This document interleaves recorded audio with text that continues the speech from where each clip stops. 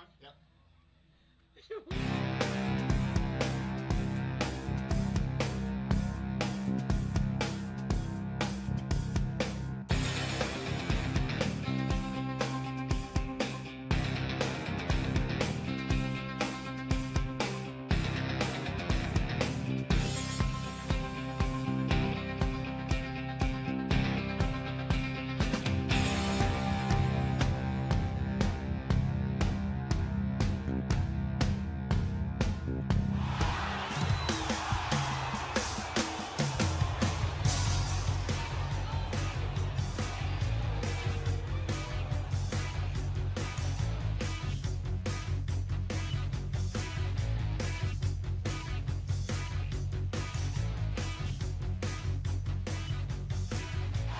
Coach's Corner on the River 98.9 with St. Mary's Area High School head coach Chris Dworak. Brought to you by Elk County Excavating. No job is too big or too small for Elk County Excavating.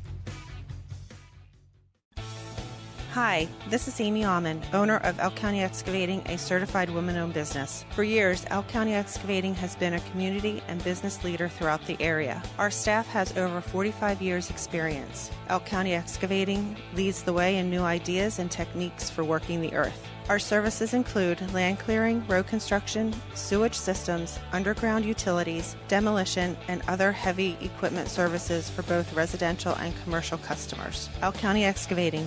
There is no job too big or too small. For a free estimate, call us today at 814-834-DIRT. Go Dutch! The St. Mary's Area Quarterback Club is proud to support Dutch football. Dutch players are proven winners on the field and off. They're learning the value of teamwork.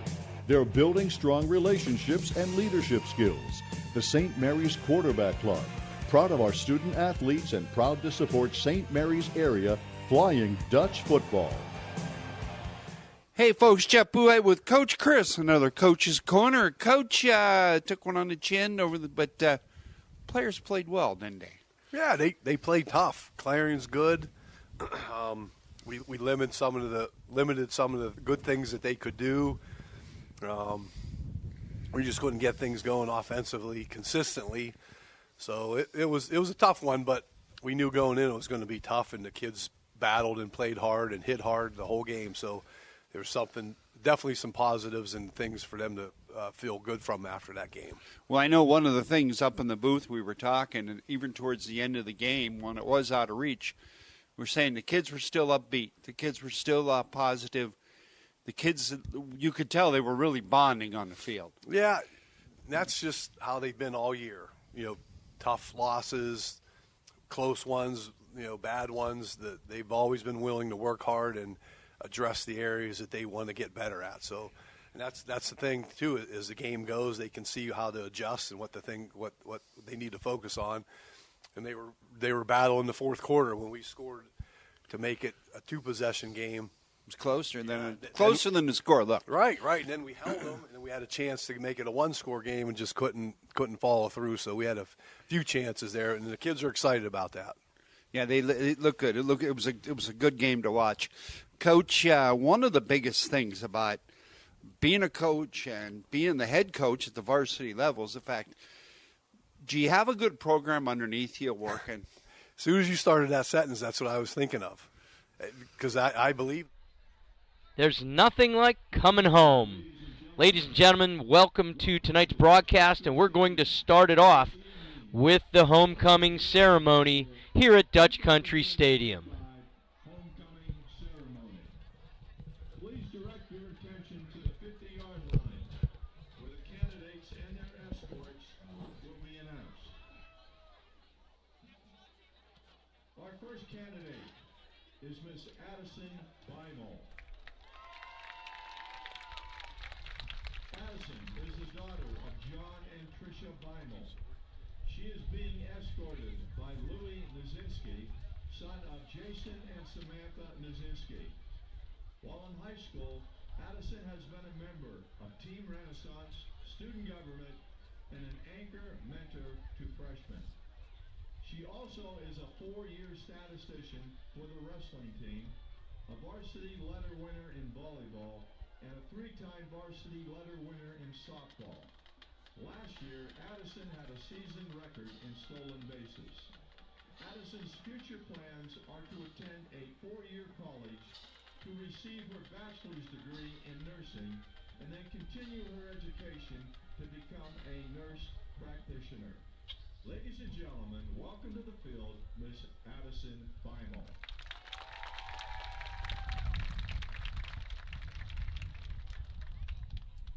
Our next candidate is Miss Kaylin Iozo. Kaylin is the daughter of Matthew and Deanna Iozo. She is being escorted by Cameron Coudray, son of John and Carrie Coudray. Kaylin is a member of Team Renaissance, SPEC, which is Supporting Peers Encouraging Connections, and is a senior anchor mentor for freshmen. She is a 2-year member of the National Honor Society. In sports, she is a 3-year letter winner in Lady Duck softball, being part of the district championship teams and state qualifier. She was the co-offensive MVP during her junior year and is a 2-year letter winner in St. Mary's area bocce ball. Kaylin's future plans are to attend a 4-year college to become a traveling ICU nurse. Ladies and gentlemen, welcome to the field, Miss Kaylin Iozo.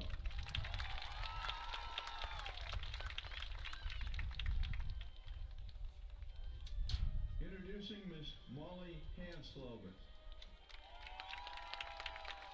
Molly is the daughter of Jim and Aaron Hansloven.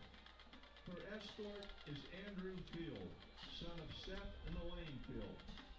Molly is a 4-year letter winner in volleyball, basketball, and softball, where she is the co-record holder for home runs. In addition to athletics, Molly is a member of student government and the National Honor Society. She is a senior class vice president and is a senior anchor mentor for freshmen. After graduation, Molly plans to attend a 4-year college to become a physical therapist. Ladies and gentlemen, welcome to the field, Miss Molly Hansloven.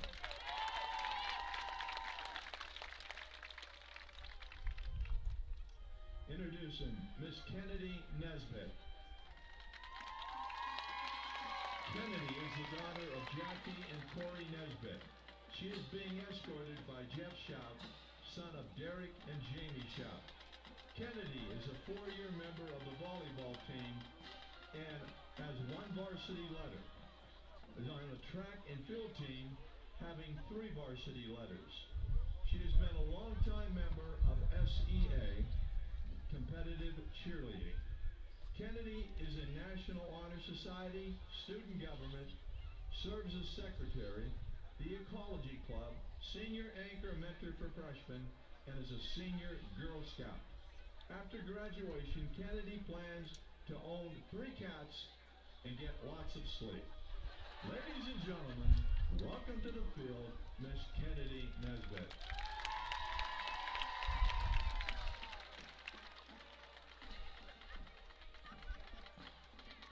Introducing Miss Marianne Sines.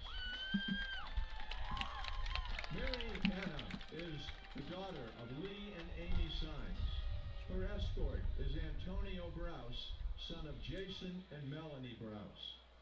Mariana is the captain of the girls soccer team, president of drama club, treasurer for mock trial, and a delegate for student government.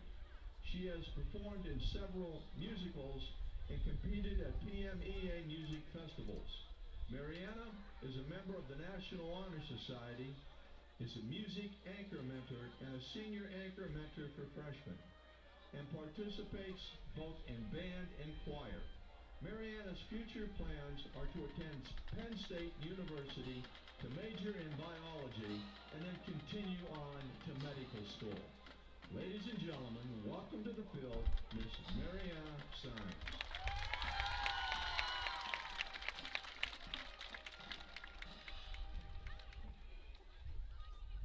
Our final candidate is Miss Ellie Sword. Ellie is the daughter of Jesse and Amy Sword. She is being escorted by Josh Ahrensberger, the son of Troy and Angie Ahrensberger. While in school, Ellie has participated in cheerleading and track and field. She is an honor roll student who is on Team Renaissance, HOSA, and the Diversified Occupations Work Experience program. Following graduation, Ellie plans to attend cosmetology school to become a licensed cosmetologist. Ladies and gentlemen, welcome to the field, Miss Ellie Sword.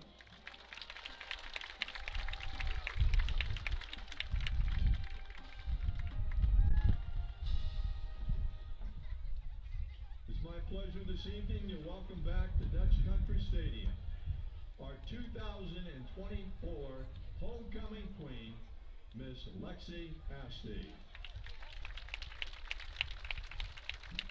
Lexi is the daughter of Jenna Sammy.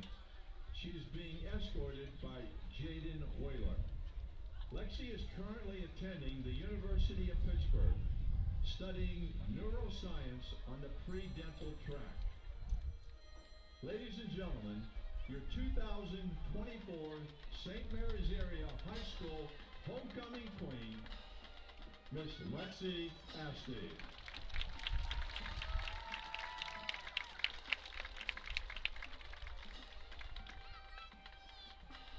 Before announcing this year's runner-up and homecoming queen, let's have another round of applause for this year's homecoming court.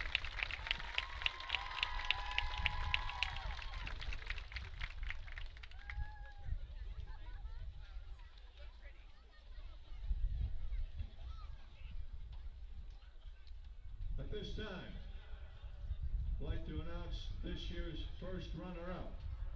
If the band could give us a drum roll. This year's first runner-up is Miss Kennedy Nesbitt.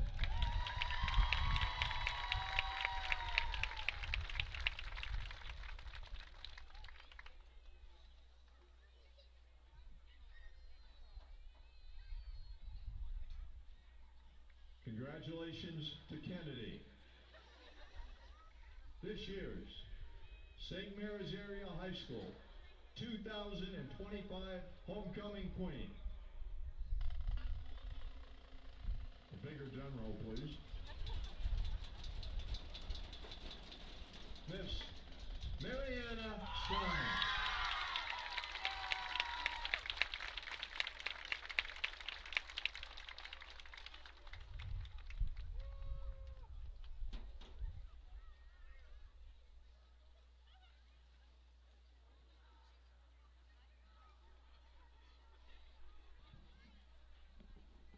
Ladies and gentlemen, the 2025 homecoming queen, Miss Mariana Sines, this year's first runner-up, Miss Kennedy Nesbitt, and the homecoming court.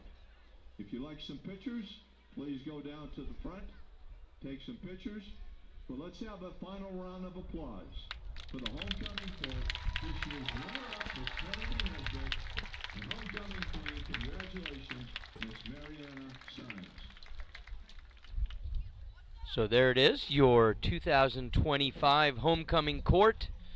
Runner-up, Miss Kennedy Nesbitt, and this year's queen, Miss Mariana Sines. Congratulations to all of them. Good to have last year's queen and escort, Lexi Asti and Jaden Whaler, back for the festivities. We're going to take a break, and when we come back, we're going to set this game up. It's homecoming night from Dutch Country Stadium, and you're listening to it on the River 98.9 and the River 989 YouTube channel. If you're fixing it up or building it new, Burke's is the first place to go. Burke's Ace on the $1 Million Highway, providing high-quality building materials and supplies to builders, contractors, and homeowners. Be sure to check us out on Facebook, find out about the latest great offers, discounts, and sales, and visit us online, Burke'sHomeCenter.com. Burke's Home Center and Rental Place. Are you looking for a career you'll love with an employer that supports and helps you grow? Are you someone or know of someone that could benefit from individualized and compassionate care? Bayada Home Health Care is now offering one-on-one skilled nursing, home health aid, and skilled visit services for pediatrics and adult clients in Elk, Cameron, Jefferson, McKean, and all surrounding counties. Call Abby at 814-660-4917. Bayada. They love what they do. For a stress-free buying or selling process, trust the experienced agents at Elk County Real Estate. Buyers benefit from our extensive knowledge of the market area, connection to lenders, and presenting offers. Sellers rely on our expertise when valuing a property, completing required paperwork, and preparing your home for sale. Our goal is to provide professional, honest, and quality service because we are dedicated to bringing buyers and sellers together. Contact us at Elk County Real Estate. We will help you find a house to make your home.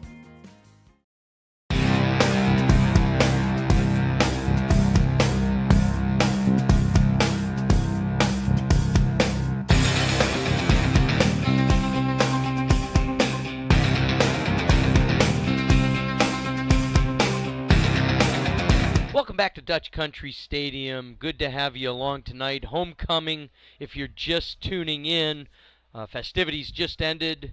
Mariana Signs crowned this year's homecoming queen.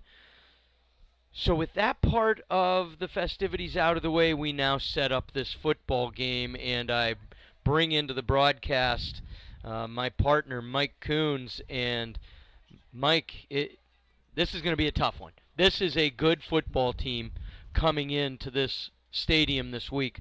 I guess we'll start with the Dutch, and then we'll get into some opinions or thoughts leading into it.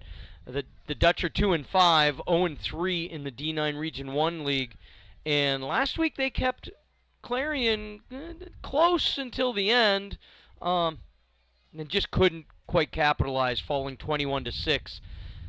What are they going to have to do tonight? You've been on the number of coaching staffs. You were a player.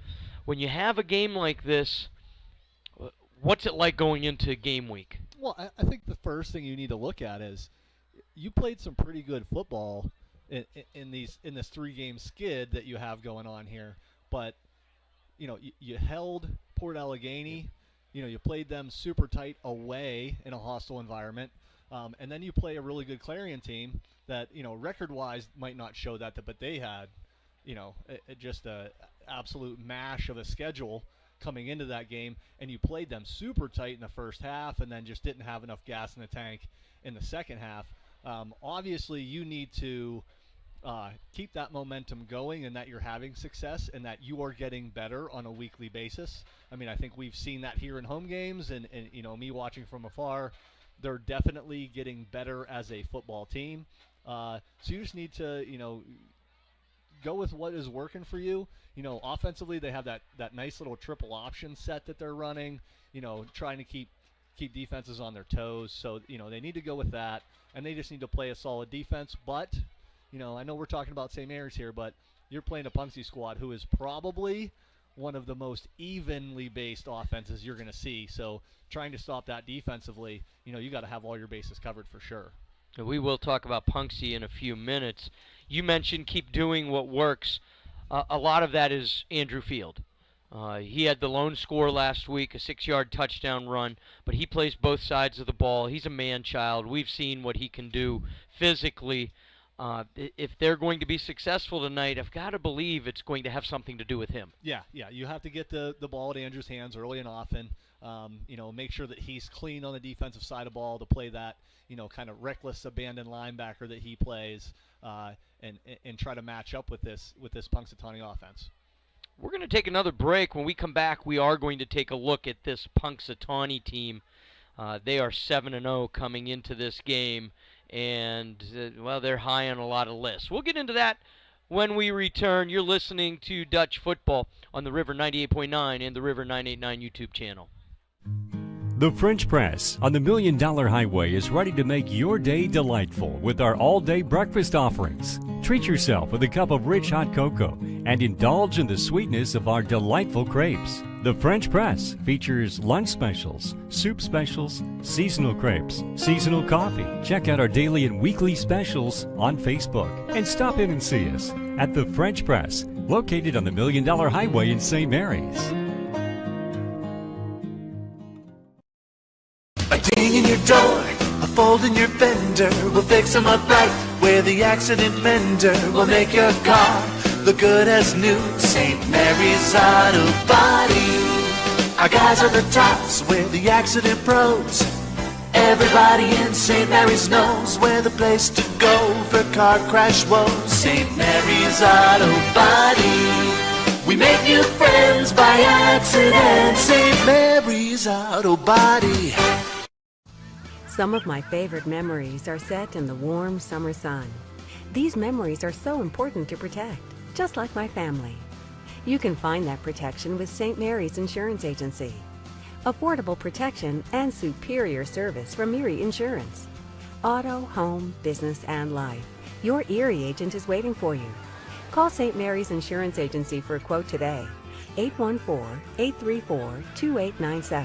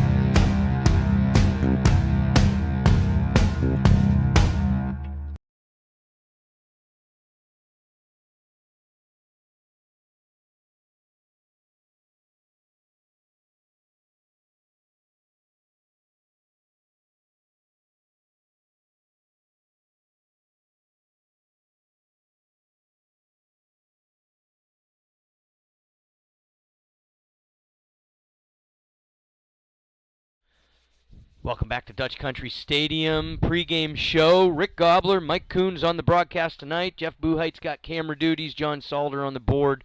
Great to have you along. St. Mary's 2-5 coming into this game, but their opponent tonight probably looking to spoil another homecoming. I believe it was a homecoming game last week at Red Bank, so 2 in a row for them. Punxsutawney is 7-0 on the season, 3-0 in the D9 Region 1 League. Last week at Red Bank Valley, they won by a score of 56-14. They had 533. We'll just go through some stats and let your jaw drop. We'll give you a couple seconds to pick it up off the floor afterwards.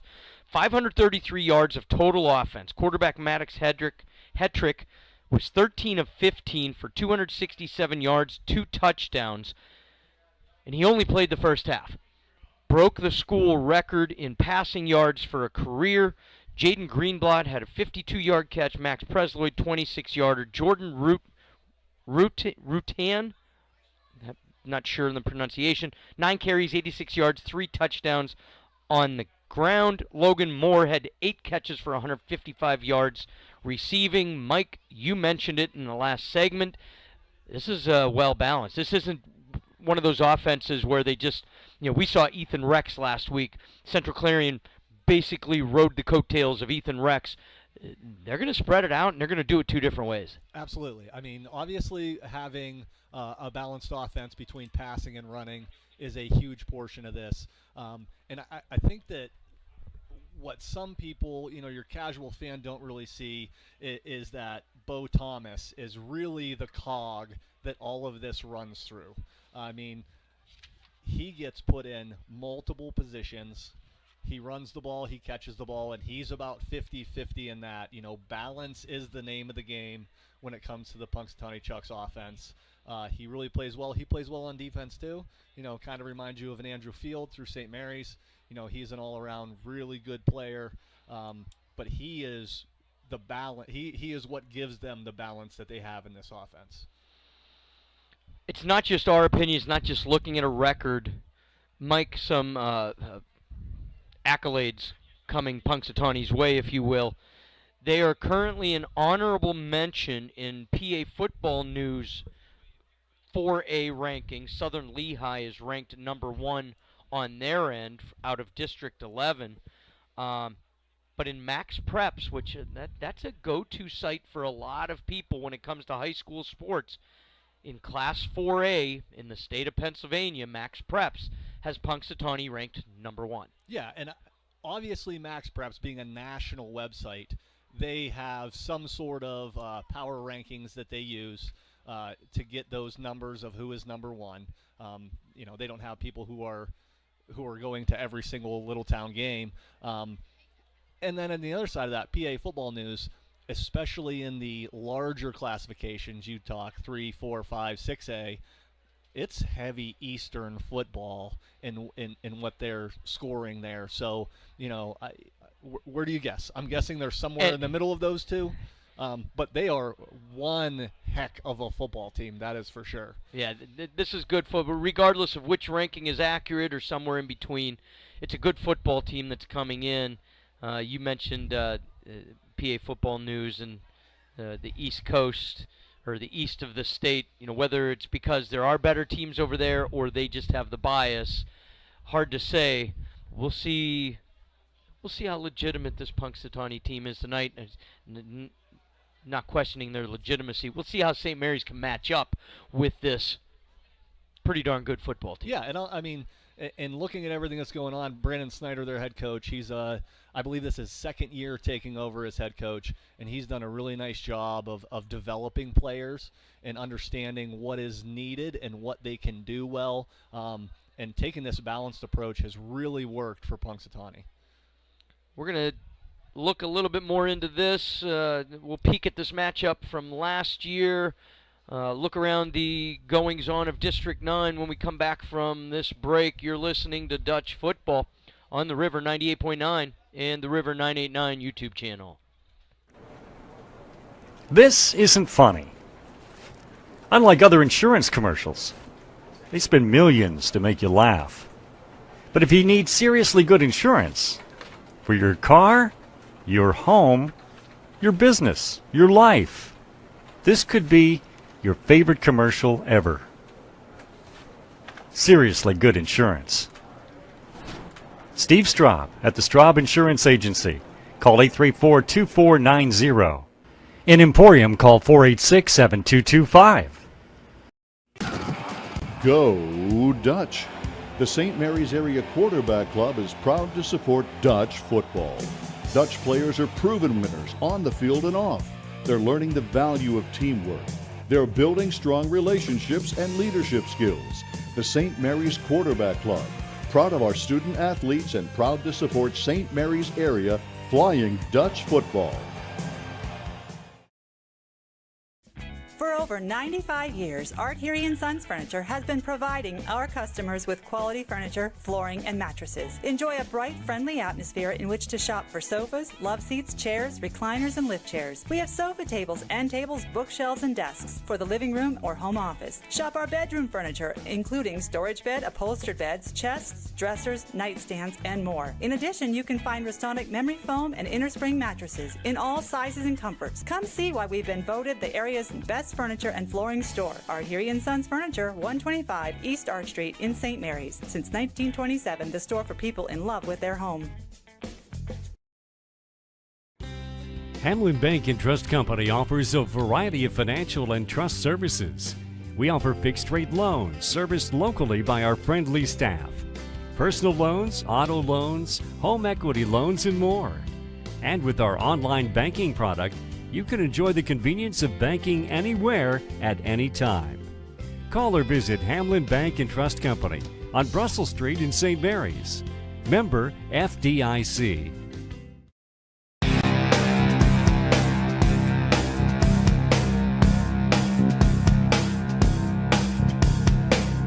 Back at Dutch Country Stadium last year in this matchup over in Punxsutawney. This was a Week 1 game.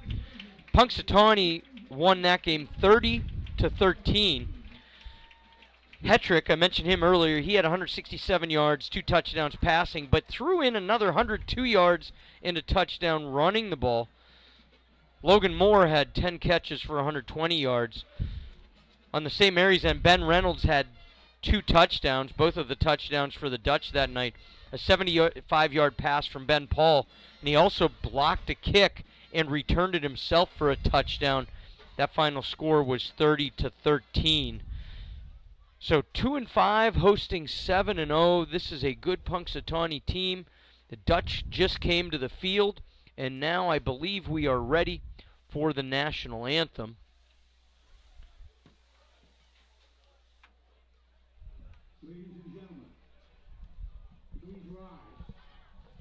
Your PA announcer, Greg Snellick, leading us into the national anthem. Honoring America with our national anthem. And then please remain standing for the playing of the St. Mary's area alma mater.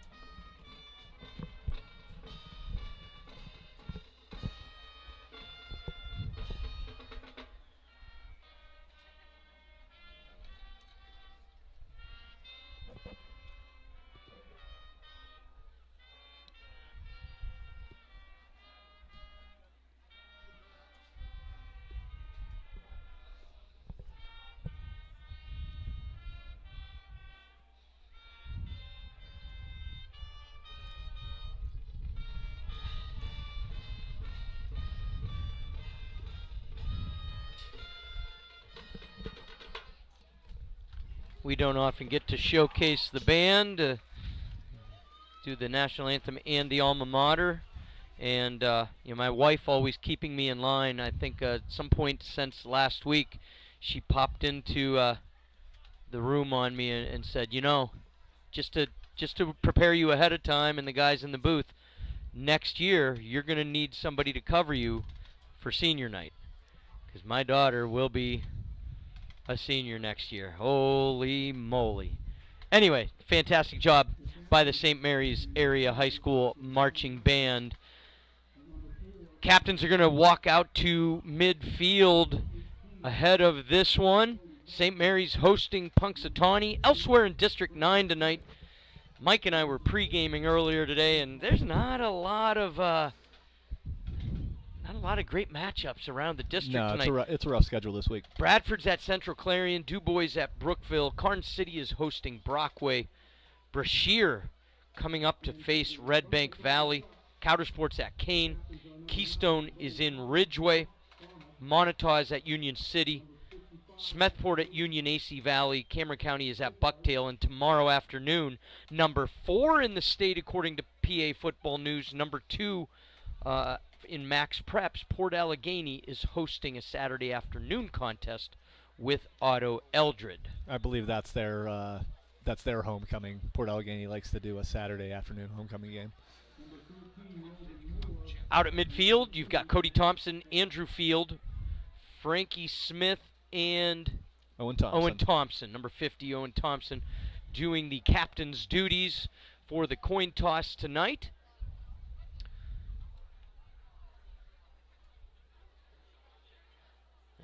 Arranging them. If you're on the radio side, the Dutch will be defending the east end zone. That's to our left. Looks like Punxsutawney has won the toss and chosen to receive.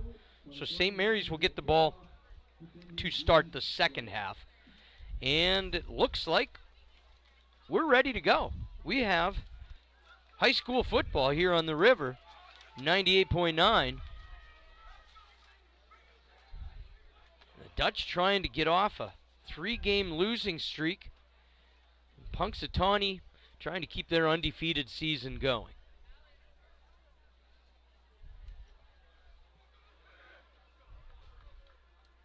Mason Nicholas will do the kicking honors for the Dutchman. Special teams units on the field. For Punxsutawney, it's like number 11, Teague Hetrick, sophomore, is the short man. And 2 deep guys. Turn sideways, young men, so I can see your uniform numbers.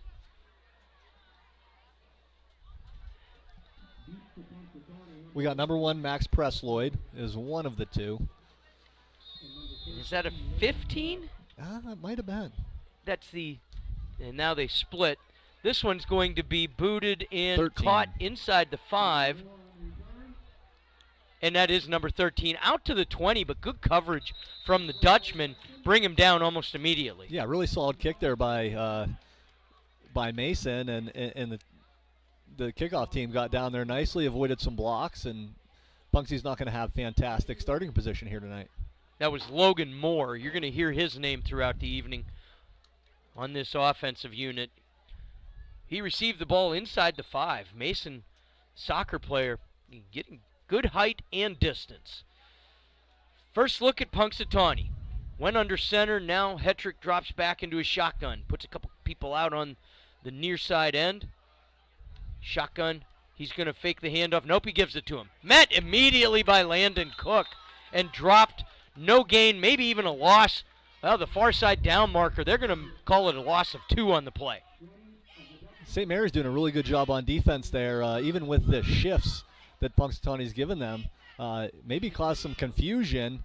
Bo Thomas, who we already talked about, seemed to come off of Landon Cook, and he was free to make the tackle in the backfield.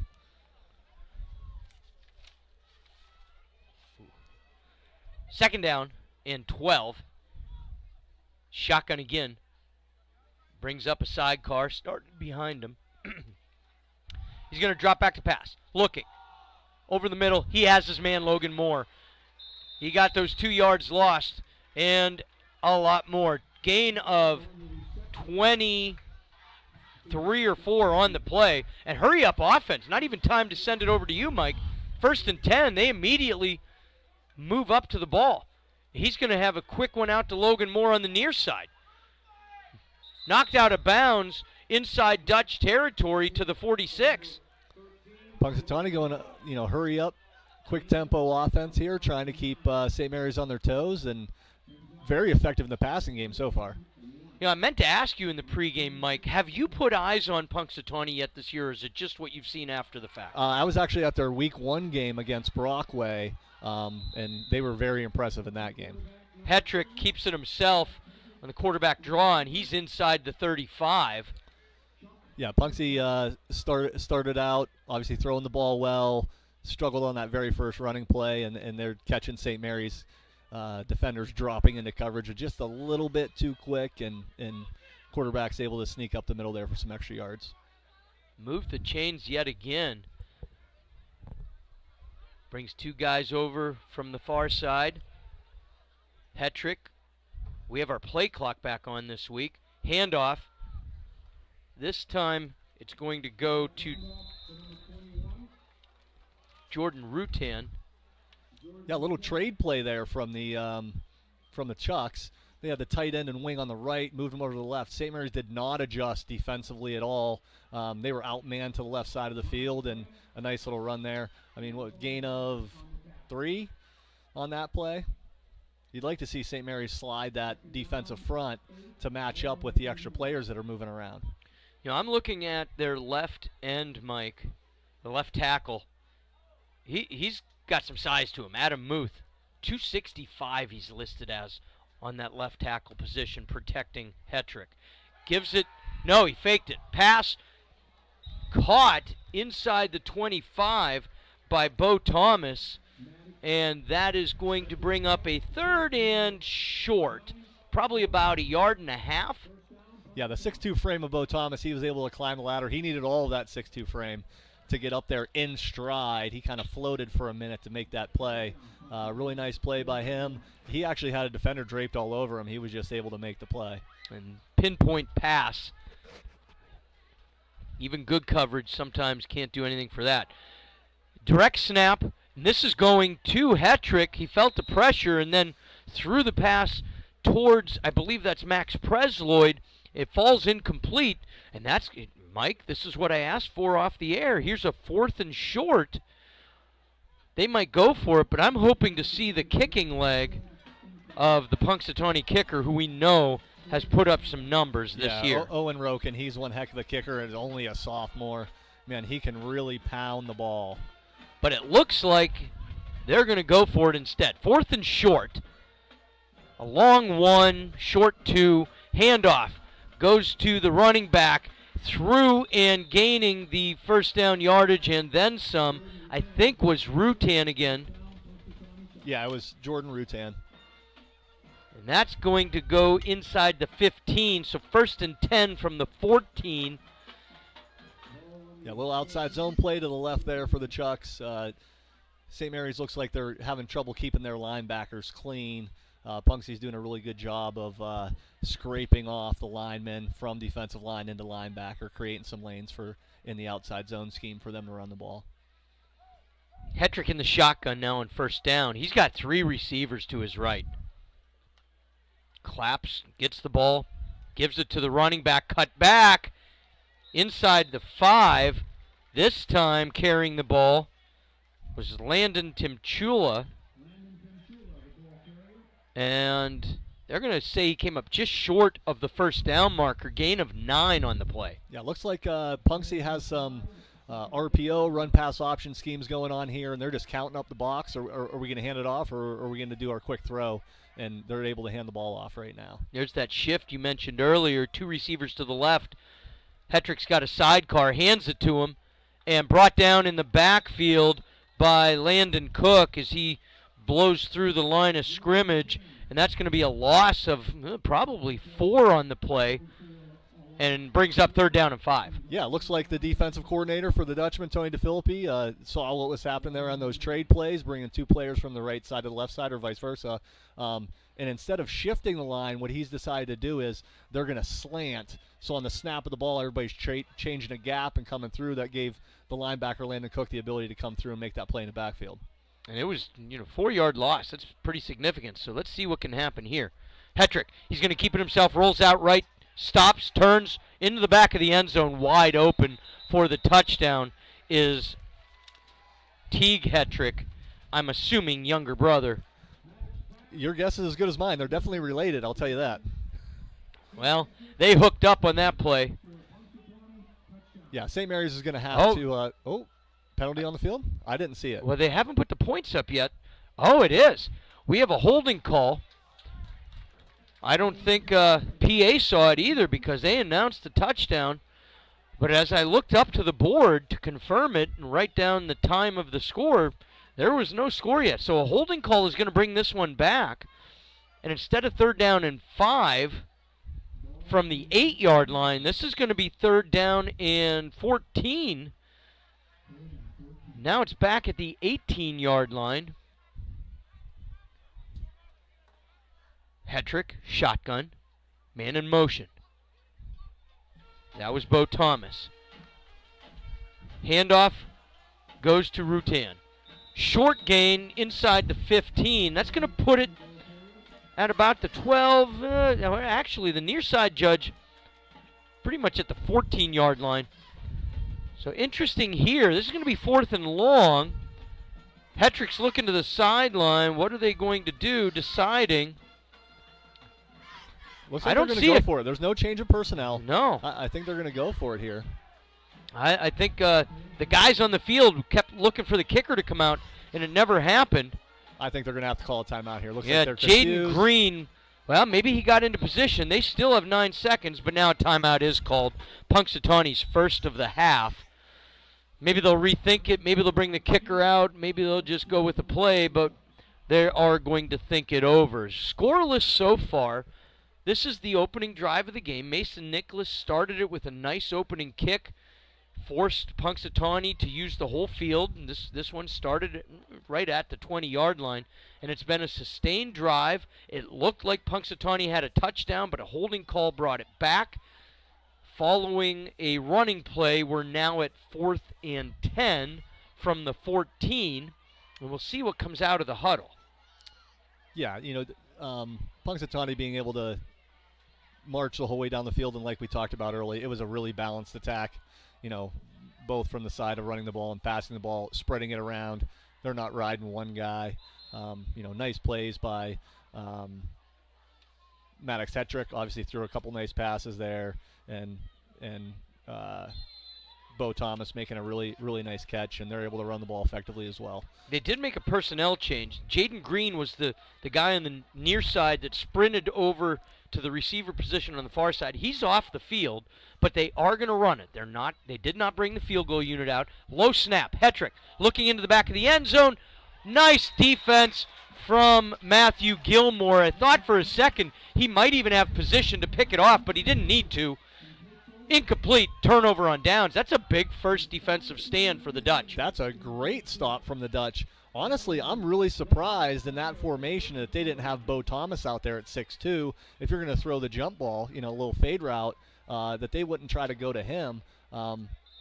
But maybe they thought that that's who St. Mary's is keying on. So really good stop by the Dutch there, way to hold their water and get the ball back. We're still scoreless, and now the Dutch have the ball. Whaler in the shotgun. High snap, brings it down, looks, he's under pressure. Pass. It is caught and hit immediately. Matthew Gilmore out to the 25-yard line, and that's a gain of 11 on the play. Great little burst from Matthew Gilmore to hit that out route, and really nice catch by him under pressure, knowing that he was going to get hit. Pop right back up and showing a spark for the Dutch here. Hopefully they can roll with this.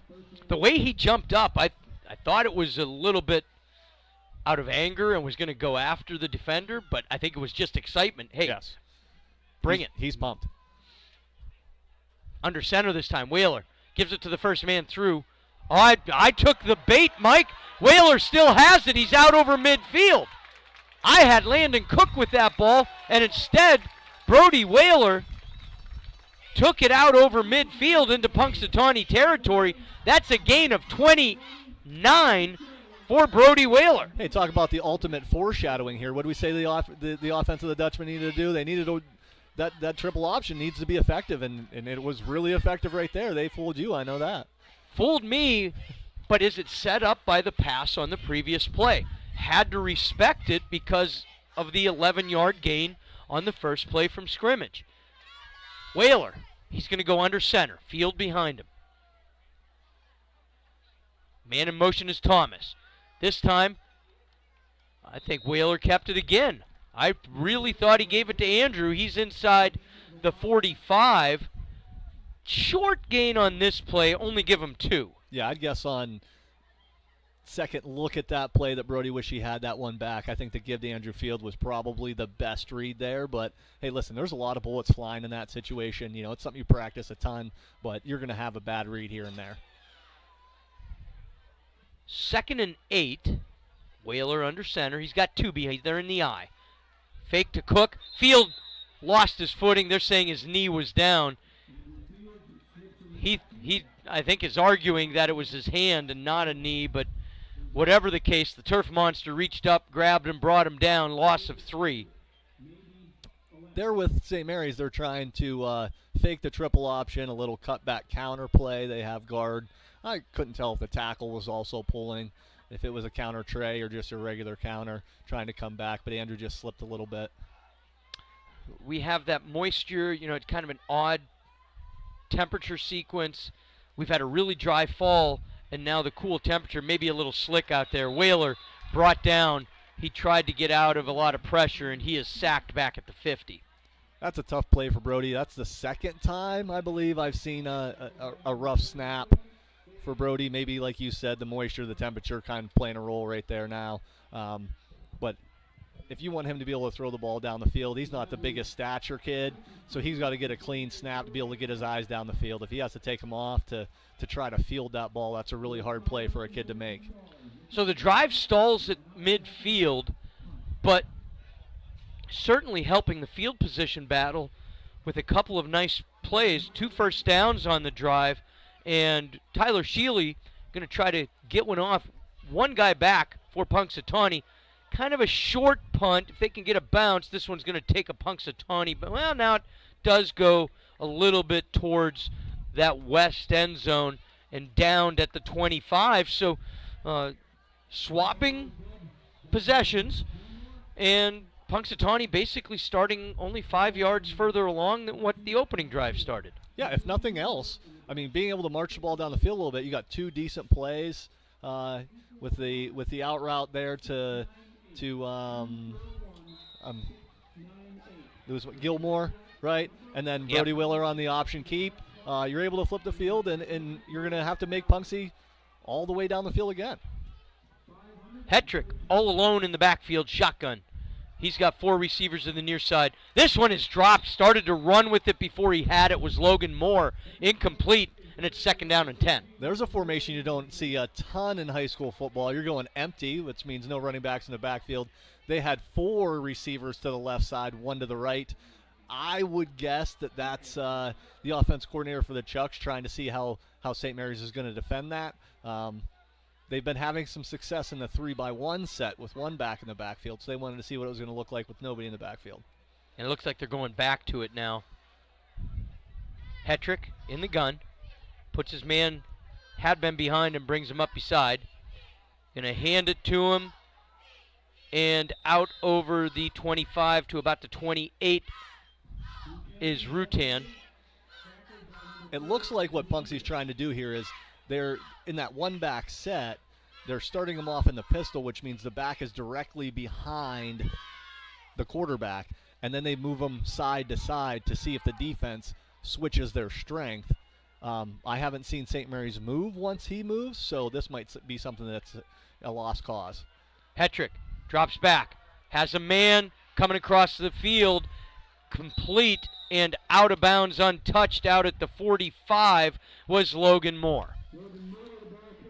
Yeah, number 13, Logan Moore, just running a shallow cross across the field. He's a pretty speedy kid in himself. He ran a 4.5240. That's pretty quick for a high school kid, so he can definitely move. Punxsy to the line quick, and it's to Moore again inside Dutch territory. We've got some laundry on the field. That's going to be another holding call. I think that one might have been on Bo Thomas. So we'll wait and see. So here from Punxsy, I've seen a little bit of screen game from them. Not your traditional screen game to the running back, but wide receiver screen. In the air raid system, you pretty much count that into your running game. You're saying, I can hand the ball off just as effectively as I can throw that little swing pass or that little quick screen to the wide receiver out there. They're the same, and we have linemen blocking for a receiver, for a running back. So a lot of teams just count that into their running game. It was a holding call, so that's going to bring up 1st and 15 now after the penalty yardage. Holding is a spot foul, so must have been downfield a little bit. 10 yards from the spot. Hetrick hands it off. First man through, but there is some defense. Maybe a gain of 1 on the play, but not much.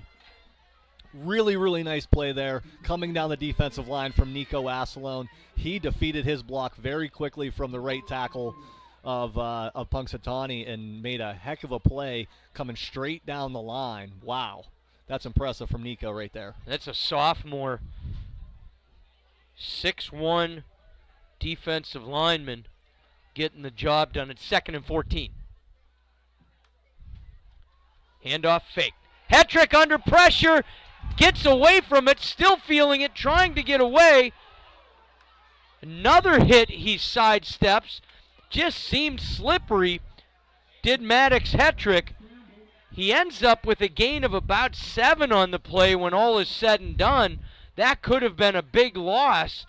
He doesn't get the first down, but he is able to get positive yardage. And we're down to likely our final play of the quarter. Yeah, the outside linebacker right there, Mikey Miller, came off the edge like a missile. Just wasn't able to come to balance and make that tackle on the quarterback in the backfield. You know, you see that in college football, you see it in the NFL. You get so excited coming off the edge, totally scot-free unblocked. It's hard to put the brakes on to make that tackle. A little too much momentum, ran past his target. Hetrick, back to pass. He's looking down the middle of the field, has a man, and it falls incomplete. And that's going to bring up 4th down.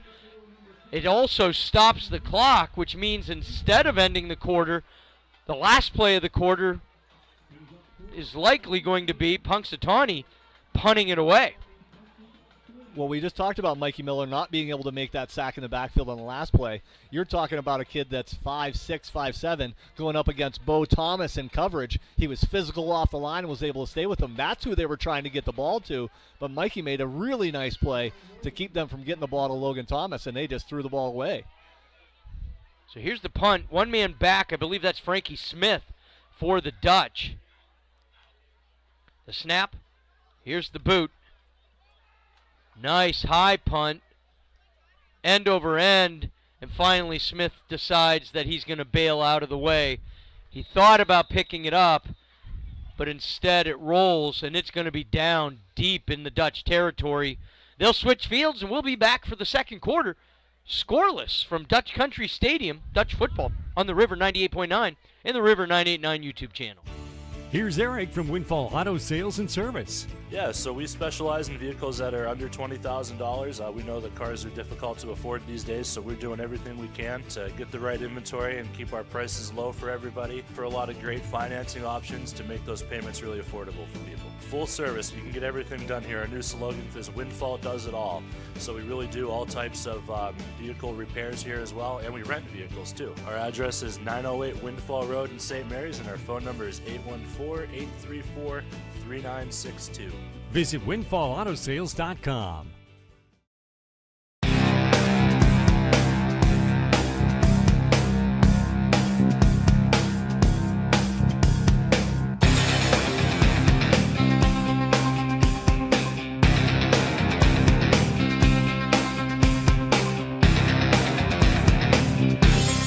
Well, we're back at Dutch Country Stadium, and Mike, I've got to tell you, Dutch have what kind of momentum, what kind of pick-me-up can that be for a team coming in? You know it's a good opponent. You know that you're going to get a face full all night, and you're looking up at the board going, boys, we're scoreless through one with this state-ranked team. How much can that steamroll? Momentum is everything. I mean, you got to tell them, hey, we just played with Port Allegheny, a tough game. We just played with Clarion, a tough game in the first half. We can still do this. So Brody Whaler under center. Ball starts on the 8-yard line. Rolls out, hands it off, a little counter play. Out over the 10 for a short gain. Bruno Steger taking the counter play there, and he did a really nice job of getting downfield quick. I think his foot slipped on his cut to get vertical. Maybe that moisture you're talking about on the field might have came into play there a little bit. This field's been kind of beat up. I know they played some soccer games on it this year too. Well, it's so rock hard because of the drought. And then you finally get some rain, and I think it just mats it down. It doesn't actually soak in and help out on short term. Everything's been just so hard. Whaler, there's that option. Thought about, maybe he had his man Talon Thomas, kept it himself instead, and that's going to be a loss on the play of about 2. Yeah, you have Talon Thomas there coming in orbit motion behind the quarterback, and they're trying to still look at that triple option look. What happened was Brody going to the left, for whatever reason, he put the ball in his right hand, and he knew that he couldn't switch the ball and pitch it out there to Talon. And if there's anything we've said about Brody this year, he's going to take care of the football. Yep. So he wasn't about to try to make some crazy play to get it out there to Talon, even though that was the read. Take a loss of 2 instead of the ball. Steger goes in motion behind. Whaler back to pass. Has his man Thomas. If he can get free, he can't. Short gain of about 5 on the play. So it was completed, but now that's going to bring up 4th down. Yeah, that's a rough one there. Maddox Hetrick came up and made a nice play. Just got the shoulder pad of Talon Thomas, because if he doesn't get that shoulder pad, Talon's definitely going to get the 1st down. Spun him around. If he gets free, he's got 1st down yardage. And now that field position game, that end-over-end punt, it hit that knob for Punxsutawney and took another 15 yards at least. Yeah. No first downs on this possession, and now it's Shealy's turn, and this is going to be a short punt. See if they can get a bounce. Get a little one, but it's still going to be inside Dutch territory. It's finally downed at the Dutch 39, and that's where Punxsutawney is going to have their best field position of the night. Oh, by far, yeah. They're on the Dutch side of the field. This is definitely a different field position than they've had all night. When you were talking about the punt with Frankie Smith, Frankie knew that punt was kind of short, and he played it deep. It took a bounce. He came sprinting up, hoping to get that bounce right into his lap, and it just kind of died on him. That's a tough player for a returner. And then he made a good read to bail out instead of making absolutely. an attempt. Yep. But it took a huge Punxsutawney bounce, and that's the field position game now on these two possessions. Penalty, looks like Dutch defender went into the neutral zone ahead of the play. And I saw the hands on the hips for offsides, but, yep, offsides on the defense. The far side line judge pointed to the Punxsy side after he put his hands on his hips, so I was kind of confused there. So free 5 yards for Punxsutawney. We're inside 10 minutes to go in the second quarter. Scoreless yet from Dutch Country Stadium. Hetrick in the shotgun. I'm sorry, that was not Hetrick. They had Zayden Gould in there for that snap. Little misdirection. They've done that a couple times. Hetrick's on the field and takes up a different position. And there comes the versatility of Bo Thomas, too. Now all of a sudden he's playing running back. He's played tight end. He's played wing. He's played slot receiver. He's played outside receiver, and now he's playing running back. And Hetrick is in that left slot. Once again, it's Gould, and he has Thomas behind him. Brings him up from the pistol into that sidecar. Gould looking, throws, has the completion to Logan Moore. He has some room. Cuts back. Tackle finally made at the 10-yard line on the far side of the field. Is that Landon Cook getting downfield to make that tackle? No, I think it was Mikey Miller. 26. Yeah, I thought it was 28. You're right. 26, Mike Miller saved the touchdown. Yeah, earlier we talked about if I'd seen him play. When I was at the Punxsutawney Brockway game, they split reps. The Gold kid in the first series split reps with Hetrick. Hands it to Thomas on this play, gets down to the 5. That play originated from the 11, so they can still get a first down before entering the end zone. It's 2nd and 4 from the 5. Scoreless still, but Punxsutawney threatening. And we hear Bo Thomas back in the backfield. Yeah, they've run this same formation, or same personnel anyway, on this possession. Once again, brings him up beside him, does Gould. In the shotgun, snaps, rolls to his right. Looking, throws, caught, dives towards the end zone. Coming up short was Logan Moore, I think. Yeah, looked like Logan Moore. Landon Cook did a really nice job to make a play right at the goal line there to keep him short. Give yourself another breath here. Try to get a turnover. Try to hold him. But as I mentioned, they got the first down. So now it's 1st and goal from the 1. 4 attempts to put it in. Thomas beside Gould. Hands it to him. And he is met in the backfield. Dutch, at least on first down, keeping him out of the end zone. Andrew Field, among a couple others, making the stop. Yeah, both linebackers for the Dutchman there, doing a really good job of shooting gaps, coming through to make a play in the backfield.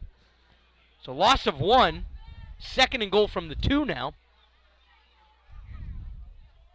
Clock running. We've had a pretty quick first half of play so far. 7-minute mark approaching in the second quarter. High snap. Keeps it himself. Faked it. And he is met. And again, the Dutch defense reads the situation. And among others, Austin McGall stepping up with the tackle. Yeah, really nice job by the Dutchman. They're playing some aggressive defense right now. They were not fooled by the outside zone play that Punxsutawney has been running. There they had the keeper. Were not fooled by the keep off of the outside zone. But now we have Maddox Hetrick coming back in at quarterback. Yeah, I see that. Loss of 2, so now it's 3rd and goal from the 4. This was 1st and goal from the 1. 2 consecutive losses. Hetrick claps to start the play. Hands it off, and almost untouched into the end zone goes Rutan. Yeah, they bring Hetrick back into the backfield to play quarterback, and obviously that's where they have their mojo working. That was a really nice block play by the Chucks to get the ball in the end zone. Looked like an outside zone play, and instead of riding the zone, running his tracks, he put his foot in the ground and came back vertical, found the seam, and hit the Dutch there. And this is a sophomore kicker, Owen Roken, on to attempt the point after. There's a chance he puts it to 255. And that is through and good. And your score now, Punxsutawney 7, St. Mary's 0. You're listening to Dutch Football on the River 98.9 and the River 989 YouTube channel. If you're fixing it up or building it new, Burke's is the first place to go.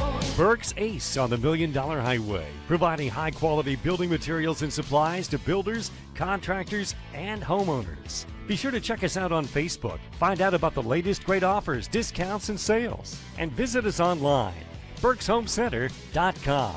Burke's Home Center and Rental Place. Go Dutch!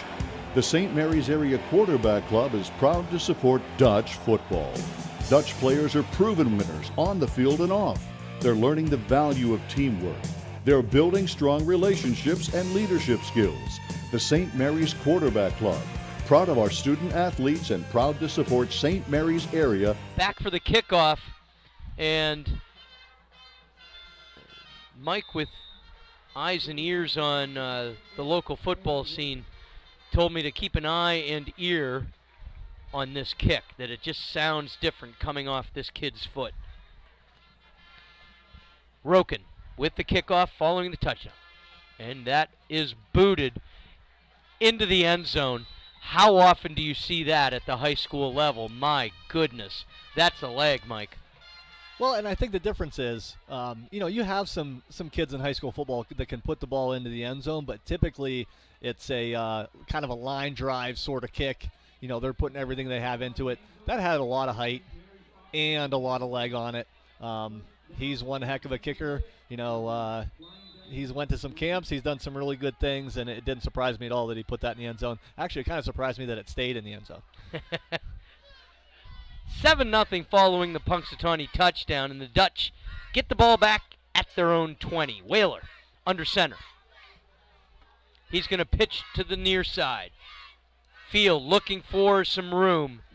He gets short yardage, maybe a gain of 1, and he just couldn't find a hole to start going north-south. Yeah, they ran the toss play, and typically when you see St. Mary's run the toss play, Andrew Field gets the ball, and he is 100 miles an hour, screaming at the line of scrimmage, finding that seam, and there just was not a seam to be had. You saw him kind of dancing left and right. That's not his game at all. He's a downhill runner. But could not find the slope. 5:48 to go. 2nd down and 9. Brody gives it to the first man through. Short gain once again. Yeah, they ran the little trap play there with Landon Cook, with Bruno Steger in the backfield. Little worrisome right now for the Dutchman that Andrew Field sitting on the bench. Looks like he's being tended to by the trainer. Hopefully he's okay and get back in there. But I'll tell you what, this Steger kid has done some really good things playing varsity football as a freshman. So did that go to Steger? No, that went to Landon Cook. I thought it was Cook. 3rd down, Whaler rolls, looks, throws, has a man, maybe jumped too early, did Talon Thomas, and it goes over his head, incomplete, and it's going to bring up 4th down once again for the Dutch. Another 3 and out. Might have had his man, but just couldn't bring it in. Yeah, he had a couple guys open there on the flood concept, and who we just talked about, Bruno Steger from the tailback position, came up and did a really nice job in pass pro to set the edge to allow Brody to step up. I think he just rushed it a little bit. Instead of stepping up in the pocket and delivering the ball, he tried to get it out quicker, maybe didn't trust Steger as a freshman to make the block for him. This one's a low punt, received at the 49, brought down anyway, even though it was already whistled. Matthew Gilmore making sure the play ended. And Punxsutawney is going to get the ball back.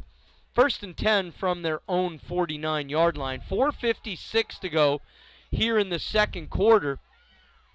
7-0 Punxsutawney. They come in, depending on the source that you want to go to, as the number one 4A, Class 4A team in the state. That's according to Max Preps. Honorable mention based on the PA football news.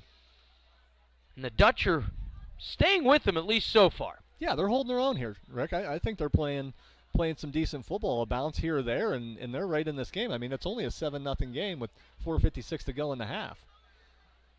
Shotgun, Punxsutawney. Hetrick gonna roll. Looks, has Bo Thomas. Into Dutch territory. Avoids one tackle and then finally knocked out of bounds on the far side of the field at the 37. Gain on the play of 14 yards. And there's another time, Mikey Miller making a play on a much bigger player. Bo Thomas kind of shook off that first tackle when he caught that little out route play action game there from Punxsutawney. But Mikey did a really good job of making a tackle on a big kid. Handoff this time. Goes to the first man through. Gain of 4. And that's Rutan, and once again, he's gotten, I think, the bulk of the actual handoff carries tonight for Punxsutawney. Quick, once again to the line. Hetrick keeps it himself. One-step drop, quarterback draw. First down yardage inside the 30 to the 29. Yeah, touchdown saving tackle there by Landon Cook, because there was a pretty big seam running down the edge there. I think if Landon doesn't make that tackle, that they ran the quarterback keep for a touchdown. And again to the line quick. Hetrick's going to keep it again. Juking a little bit. Dives to the 20. Depends on the spot. Looks like they're going to mark it just shy of the first down marker. So a gain of 9 7/8 on the play. Quick to the line again. Hetrick, shotgun, looking, across the middle. Rifles it to Logan Moore. Caught and gets down to the 5-yard line. 1st and goal for Punxsutawney. They're in the hurry-up. They are moving the ball well. I'll tell you what, I'm really impressed with the amount of velocity that Mattis Hetrick is able to put on some of these balls. Handoff. Thought might keep it himself. Tyler Sheely there making the tackle. Just a tad high. He'd like his pad level just to be a little bit down. He kind of got ran through and turned to the side because of that high pad level. I mean, he's a tall kid, but you got to drop that pad level and, run your feet and make that tackle for a no gain rather than a 2 or 3 yard gain. I hesitated because I thought I saw a different uniform number. It was Rutan once again. 2nd and goal from the 5. Handoff back to Rutan, and he's going to cut back into the end zone. A little bit of contact, but not enough to hold him up. And it's 13-0. Punxsutawney. They ran the exact same outside zone cutback play that they ran for the last score. Same formation, same setup, everything. A little bit more contact this time. He went untouched the first time through. But that's another touchdown. This one of 5 yards. And Roken back on for the point after. The snap, the hold, the kick, true down the middle, and it is 14-0 Punxsutawney. And that's the second one that Roken has put on the track from an extra point. And your score now at the 3:12 mark of the second quarter. Punxsutawney 14, St. Mary's 0 on the River 98.9 and the River 989 YouTube channel. Are you looking for a career you'll love with an employer that supports and helps you grow? Are you someone or know of someone that could benefit from individualized and compassionate care? Beata Home Health Care is now offering one-on-one skilled nursing, home health aid, and skilled visit services for pediatrics and adult clients in Elk, Cameron, Jefferson, McKean, and all surrounding counties. Call Abby at 814-660-4917. Beata, they love what they do.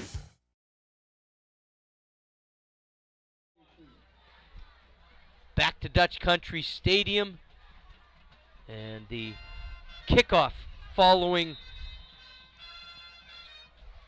what's his first name? We've been calling Jordan Rutan's second touchdown of the night. Back deep for the Dutch are Smith, Stager, and Singer. And all three of them are either on the goal line or within the end zone, knowing that this kick is going to be big. And Singer receives it in the end zone, and that's an automatic touchback at the high school level. He wanted to bring it out. Yeah, TJ must be watching a little bit too much college or NFL game there. He wanted to bring that sucker out, try to give his team a spark, and you can't blame him. You can't blame him. He kind of gave the arm, like, well, why are you blowing that dead? I wanted to run that. Yeah. Sorry, that is the rule. It breaks the plane of the goal line, and out to the 20 it comes. 14-0, 3:11 left here in the first half. From Dutch Country Stadium, Rick Gobler here, Mike Coons on the color. Got John Salder over there running the board for us. Jeff Buchheit on the camera. So good to have you along. A little cooler. This feels like autumn finally. Football weather. High snap. Whaler. Pass. That's caught by Smith. Nearly dropped it. Tried to take a couple steps. Was that the, we're not going to make that reference. Gain of a couple on the play. That Steeler receiver got traded away. Here we go. Well, we need to tell Frankie that no matter how many times you catch it, if one pass is caught one time, it only counts as one reception. We can't pad stats. So, yeah, Frankie just got to catch that clean. I think if he catches it clean, he probably gets a few more on that. I think that the change in direction was after the slight bobble. It was not maybe originally planned. But St. I'll give you that. St. Mary's has some open receivers here. Might as well try to sling the pill a little bit. This one's a handoff and nothing there in the middle. So Smith's reception was for 4 yards. This is going to be a loss of about 1. And I think it went to Landon Cook. Looks like we have a timeout. And timeout on the field taken by Punxsutawney. I think they're going to try to get a third one on the board here before the half is what they're looking at. It's going to bring up 3rd and 8 following the loss of yardage on the running play. Punxsutawney, should they get the ball back, will only have one timeout remaining in this half. And I would guess, through the course of the St. Mary's drive that they're going to have to burn at least one more as well. And in high school football, no 2-minute warning, so the clock's not going to stop for that. You're only going to stop the clock for an out-of-bounds play or an incomplete pass. Although, Mike, you've got to believe that on 3rd and 8, this will be a pass play. We'll see. And I'm sure that came into play in Punxsutawney's thought process here with calling that timeout. Whaler's going to go in the shotgun following the timeout. He's got a sidecar, 3 receivers to the far side of the field. Snap, looks, has his man across the middle, a little bit behind him. And it looks, boy, where's the spot going to be? I think he's got first down yardage, Mike. Yeah, this one's going to depend on the spot. Initially, I thought that he was a yard deeper, but then he cut back under the defender a little bit, trying to gain some extra yardage, but got tackled. Really nice little slant route by Frankie there. Obviously, him and Brody have some good chemistry, some good timing on being able to run that slant route.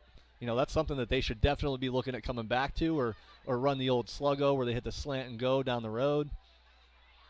So the first down yardage, there was hesitation on the part of the officials and the high snap now, and Brody can do nothing but just absorb the sack as he had to go up high for that, and that just threw the timing off for the entire play. Yeah, we talked about this earlier in the broadcast where, Brody being a smaller statured quarterback, he really needs to have a clean snap to be able to keep his eyes down the field, to be able to see over those linemen. I'm sure something's going on there with those bigger defensive linemen from Punxsutawney affecting the snap here, especially with them being in an odd front with a defender stacked right over the center. Loss of 11 on the play. It's 2nd and 21. Handoff, a little bit of room, cut back to the original line of scrimmage, and then a couple more. Landon Cook with a gain of 13 on the play. Really nice little quick hitter there from St. Mary's. Obviously, Punxsutawney expecting St. Mary's to throw the ball maybe. Either that or they just got out-leveraged. And the center, I know he's had a couple of bad snaps, Nico Asselone, did a really nice job of sealing off that A-gap, letting the defender ride to the far side A-gap and sealing him off and letting Landon cut off his butt and get a nice little gain there. 1:03 to go in the second quarter. Timeout on the field, but they have not taken it off, and I did not see which side they pointed to. I assume it was Punxsutawney. It has to be.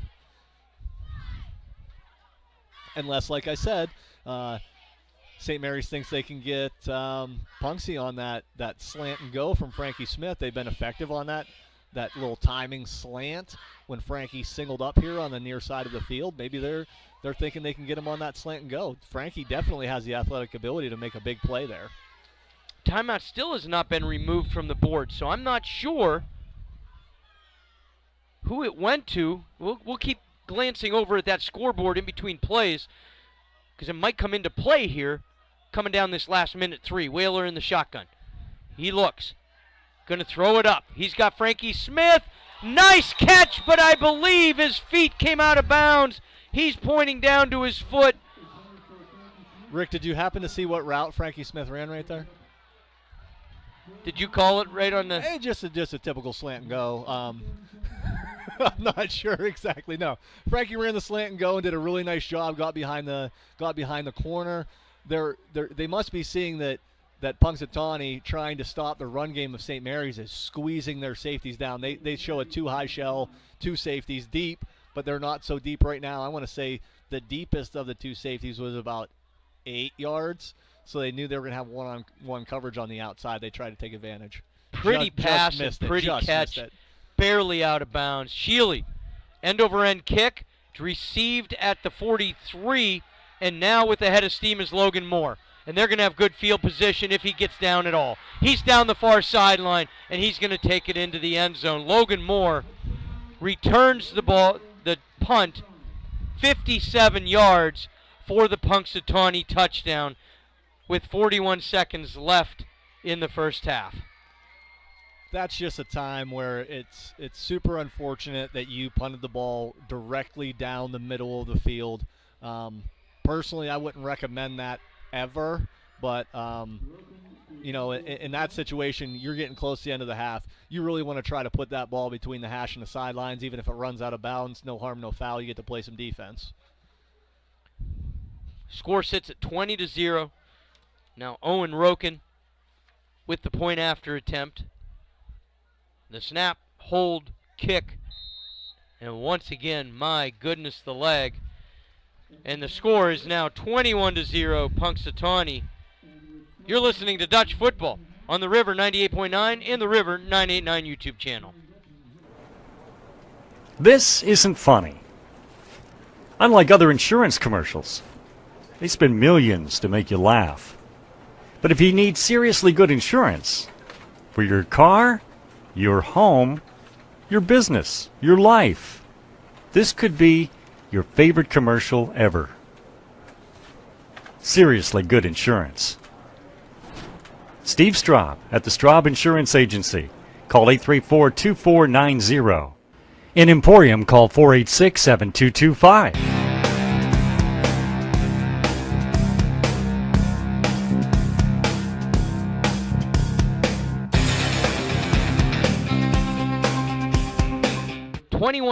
Now Punxsutawney with the lead on homecoming night.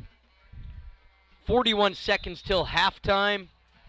We'll go through some statistics. We'll take a look around the District 9 scoreboard. Mike and I will talk sports in general. We'll do a listen in to the St. Mary's Area High School Marching Band halftime show. Roken with the kick. This one a little shorter, and it's going to be returned. That's Frankie Smith up the middle of the field, out over the 20, 25 to about the 27-yard line. So Roken did not get that one all the way into the end zone, and Smith is able to bring it out. What I really like to see there is you have a freshman in Chase Herzing just absolutely selling out on a block that had nothing to do with the play, but giving full effort to put one of the Punxsutawney players into the dirt. He did a really nice job there. 34.8 seconds to go. Dutch trailing 21-0. Under center now. Handoff goes to the first man through, but no, Whaler keeps it himself, and he does not have much space. Short loss on the play.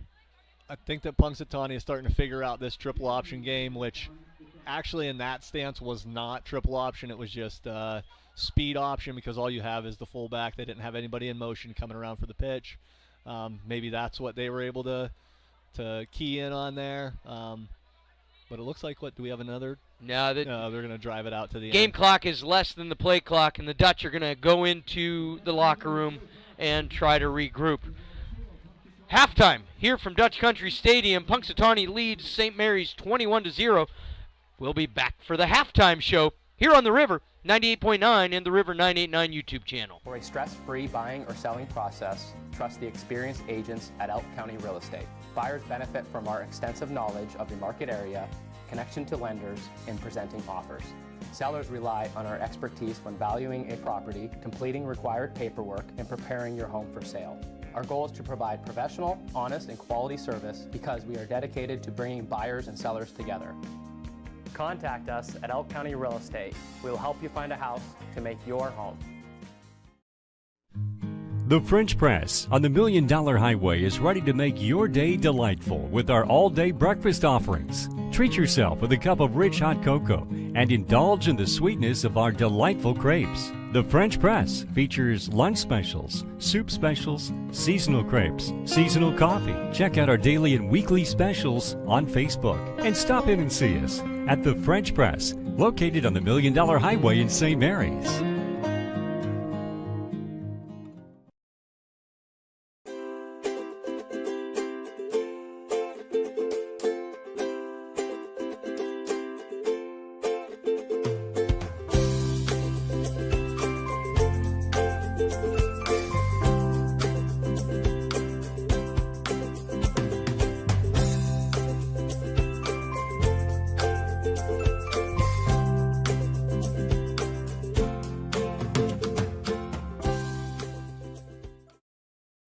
For over 95 years, Art Heary & Sons Furniture has been providing our customers with quality furniture, flooring, and mattresses. Enjoy a bright, friendly atmosphere in which to shop for sofas, love seats, chairs, recliners, and lift chairs. We have sofa tables, end tables, bookshelves, and desks for the living room or home office. Shop our bedroom furniture, including storage bed, upholstered beds, chests, dressers, nightstands, and more. In addition, you can find Restonic memory foam and innerspring mattresses in all sizes and comforts. Come see why we've been voted the area's best furniture and flooring store. Art Heary & Sons Furniture, 125 East Arch Street in St. Mary's. Since 1927, the store for people in love with their home.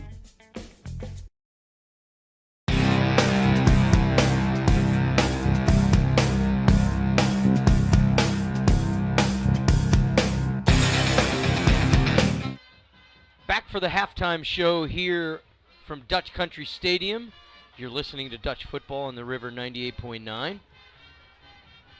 Scoreless through one quarter of play, but then it's a whole lot of Punxsutawney in the second quarter.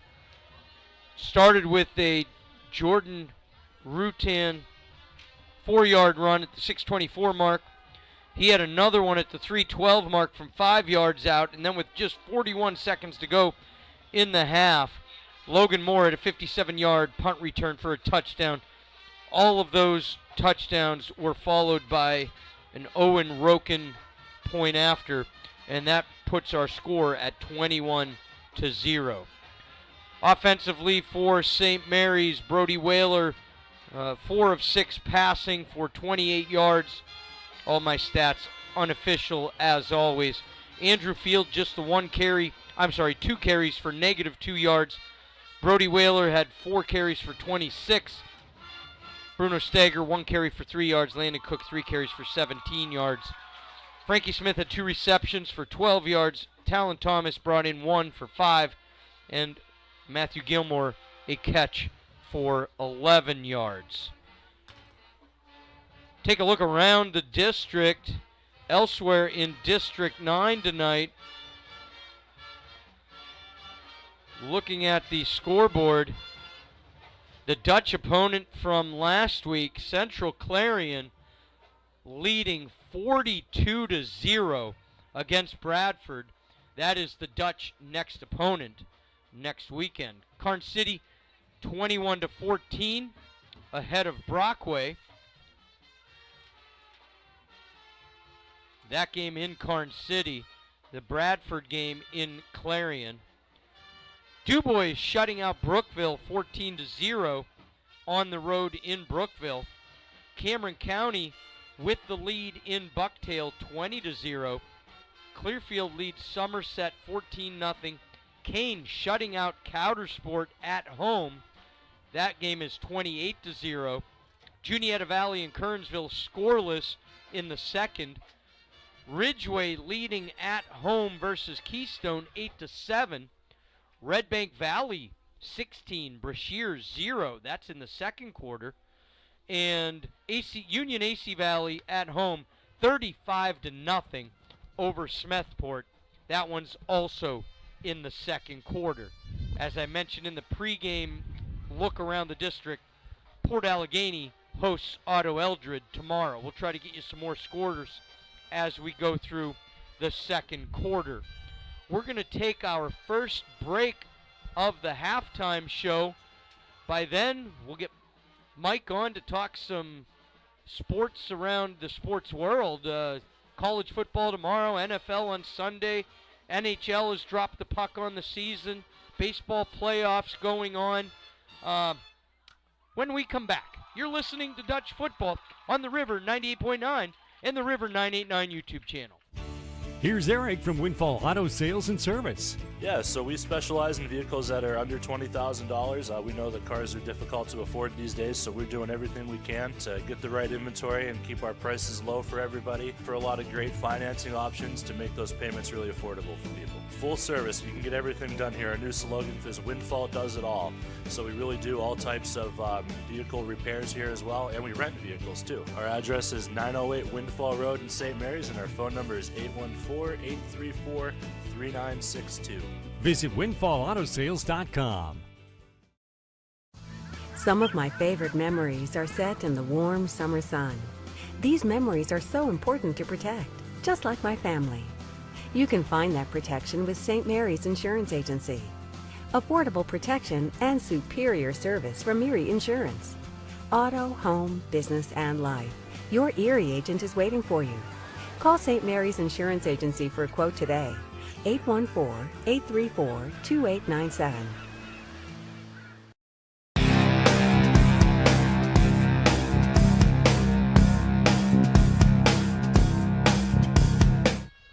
Back for more halftime show.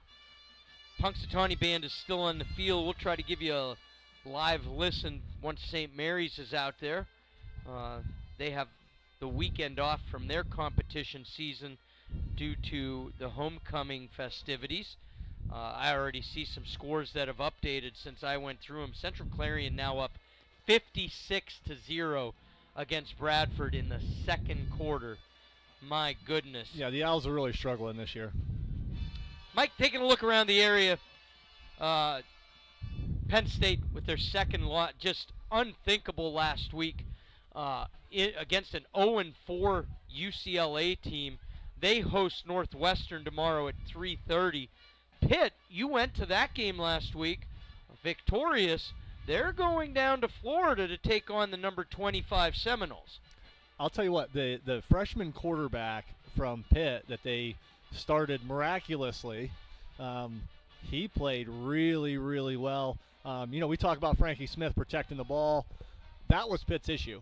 They had a quarterback that could make some big plays for you, but he put the ball in harm's way more often than not, so they decided to go with the true freshman. It was really, really nice going to the game and seeing a former Dutchman football player when I was on the coaching staff here, Mitch Ryder, who's on the coaching staff for the Pitt Panthers, got to text back and forth with him. He actually gave me the insider info that they were starting the freshman. And then after the game, I got to see him and you did get to talk to him then. Talk to him and his Good. family, and what good people. It was really nice to see him. But I think Pitt is a solid football team when they protect the ball. They play good defense. Pat Narduzzi, obviously known for being a defensive coach. If they can get their offense to not turn the ball over and just be effective, I think they have a chance to beat anyone. And what does Penn State do all the time? Once a year, or Pitt. They beat somebody they shouldn't to ruin their chance of anything. That's what they do. They'll lose to bad teams, but they'll beat someone they shouldn't. A handful of years back, it was Clemson when they were number 2 in the country. Is that a prediction against a number 25? Is it tomorrow that they're going to do that? Is that what you're saying? Could be. Hey, we got 3 games this week that involve matchups of both teams in the top 25. Last week was kind of schedule. Kind of like the D9 schedule this week. Yeah. Number 1 Ohio State on the road at number 17 Illinois. That one kicks at noon. Alabama at Missouri. That one is also at noon. And then another one within the Big Ten. Number 7 Indiana going out to the Pacific Northwest to take on the number 3 Oregon Ducks. That one kicks at 3:30. Those are some pretty interesting games, and none of them are in that primetime slot. They're all afternoon games. Which I love. That's where college football belongs. To me, agree. High school football is Friday night, college football is Saturday afternoon, and as a Steeler fan, NFL is 1 o'clock Sunday. I totally agree. That's when I want to watch my football games. I totally agree, and I think a lot of the Penn State faithful here are going to be really watching that Indiana-Oregon game. Because if Penn State has any chance of coming back from that pitiful loss to UCLA, who doesn't even have a head coach, they need Oregon to lose and then win out themselves. I think actually you need Oregon to win there. Oh. Right? Because Penn State played them very tough. You need Oregon maybe in a blowout so everyone sees that Indiana isn't as good as they were. Let's Penn State maybe dip back in, especially if Florida State loses to Pitt. Get them out of the top 25. Maybe Penn State can sneak their way back into the top 25 this week and then kind of go from there. My alma mater said we're going to pull a Penn State later in the day, ranked number to Gannon? To an 0-4 team in the same manner that Penn State did earlier in the day. They fall to number 24. They are going to Seton Hill this weekend in Greensburg. And your IUP alma mater is idle this week. Yeah, they have deserved a week off. They deserved a week off, yeah. And they had the 35-12 win versus Edinburgh for homecoming night last weekend, so they're going idle. In the NFL on Sunday, the Pittsburgh Steelers hosting the Cleveland Browns at 1 o'clock, where football should be on Sunday. Trap game. Trap game. Boy, it's that classic game. Looking elsewhere in the north, Cincinnati is at Green Bay, and the Ravens, the Ravens hosting the Rams. Thursday night football, the Giants beating the Eagles. I walked in today, and my first words to you, Mike, make it make sense. And you said, I can't. It doesn't, and that's what I love about the NFL this year. It is just no holds barred. Anyone could beat anyone. Listen, Rick, when you have a salary cap, things like that can happen. But you got to be really impressed with the 2 rookies from New York. I mean, holy man, they just completely wrecked the Eagles last night. And, I have a little spot in my heart for the Eagles because I coached with their head coach. So, I was expecting them to have a big win on the Thursday night game, which I love to watch. And, man, it was not what I expected whatsoever. We're going to give a quick listen in to the St. Mary's Area High School Marching Band, and then we'll take our final break of the halftime show. We'll be back for more. Here's the St. Mary's Marching Band.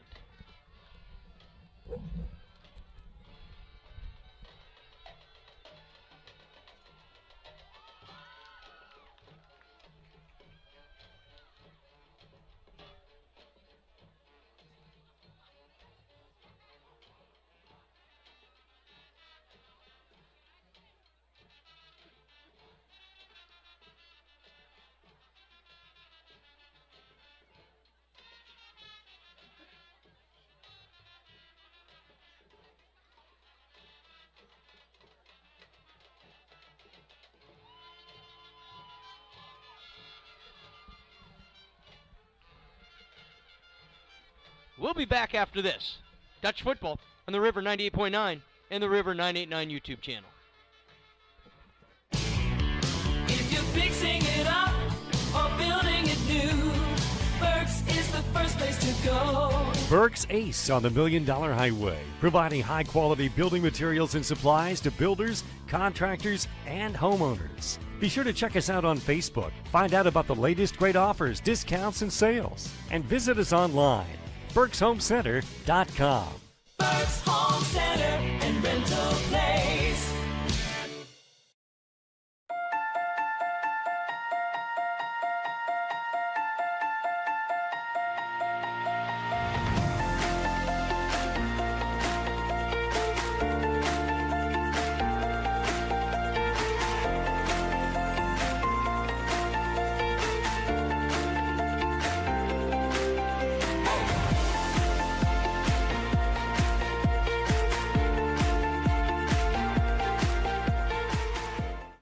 Are you looking for a career you'll love with an employer that supports and helps you grow?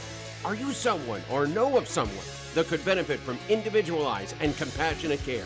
Beata Home Health Care is now offering one-on-one skilled nursing, home health aid, and skilled visit services for pediatrics and adult clients in Elk, Cameron, Jefferson, McKean, and all surrounding counties. Call Abby at 814-660-4917. Beata, they love what they do.